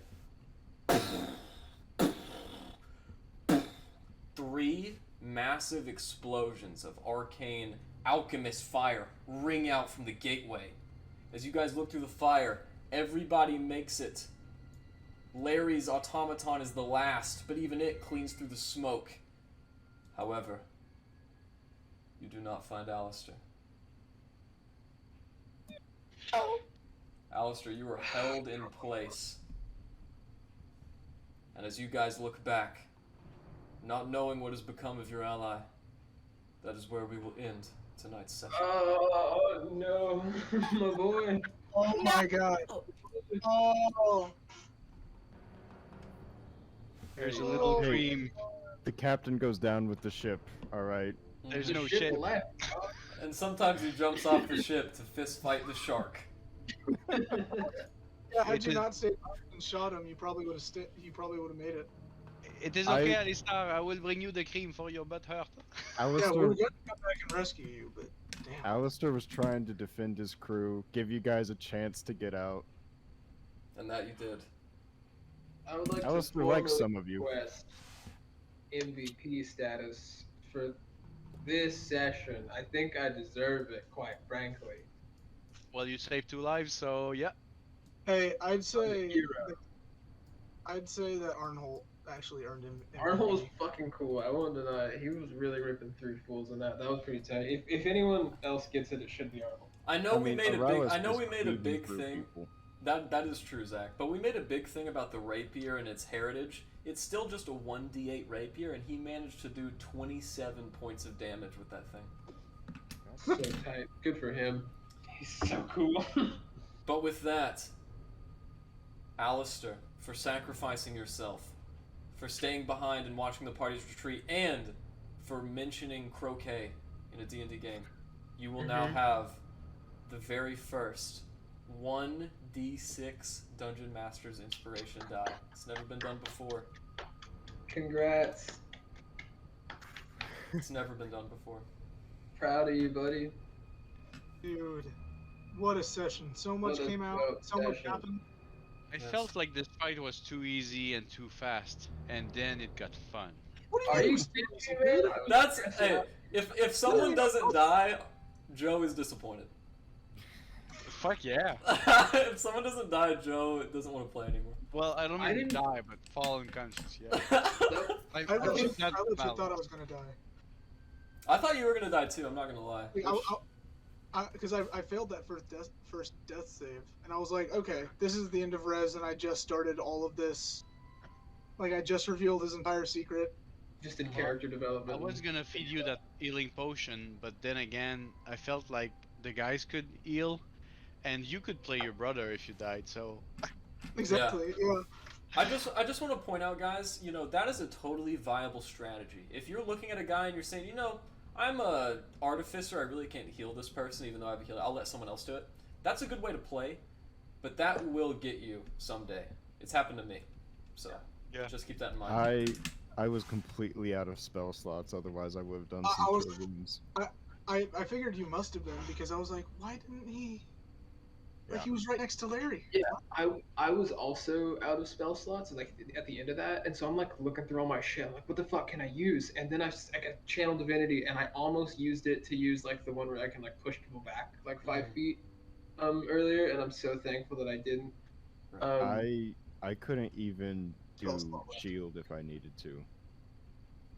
This is reality. But Can you save somebody with a good medicine check and I guess a healing kit or something? Yeah, and if you guys make a medicine check, not only do you have an attempt to stabilize them with a natural 20, but you can also detect with your medicine check, even if it fails, how many saving throws they have rolled. And if you roll a check that is over their AC, or wait, how does that work? No, a check that is greater than the attack that they were hit with, then you know how many saving throws they rolled, and how many they succeeded, and how many they failed. Tight. That's right. Really quick, before we all go, I wanted to thank everyone. Alex, you no longer have DM's inspiration from last game, sorry. And Glenn, I believe you used yours this game. I did, yeah. So that means the last people with it are Erland with his 1d4 and Alistair with his 1d6. Also, Alex, that call with your beautiful body was outstanding. That was so on point. That was pretty funny. That's going to be a good strategy to use in the future. Maybe when we raid like a hobbit village and we need to break up through some ceilings. I just really want to be like Godzilla, but like I guess a miniature Godzilla. So like, but I feel like I am. Baby Godzilla. You can still use your hammer when you're. It's enlarged. big too. It's enlarged. And it's a big hammer and it adds a D4. It'll be fun to Yep, play with. and when it comes back down, it deals 1d4 less damage. Yeah, if I reduced you instead, it'd do a minus D4. What are you guys gonna do next week? Probably go find a new partner since we're down Alistair. Yeah. What about the beach, Let's guys? just move on. Dang, what are we gonna do? The bar or the beach? Huarwar's with you. Huarwar's a pretty cool guy. Yeah, Zach, you want to come back as Warwar? He's got an NPC to play. Oh, that reminds You me. can play Ariel. That could be fun. Alistair, as you are marched away from the party through magical means, the crossbows stay strained on you, even though he has complete telekinetic domination over your corporeal form. As he brings you into that same ladder, he throws you down it. As he does so, you're going to take... Can I spit at him? No, you cannot. That would require you to move your muscles.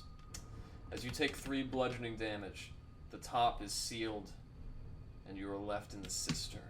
Cold and alone, there you sit, Alistair, until you hear a sound. As you look back over your shoulder, that long hallway which you guys didn't go through, the one submerged with water, you see a row of spines slithering back and forth.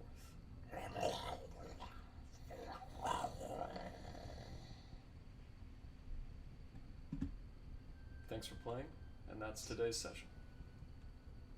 Amazing. GG.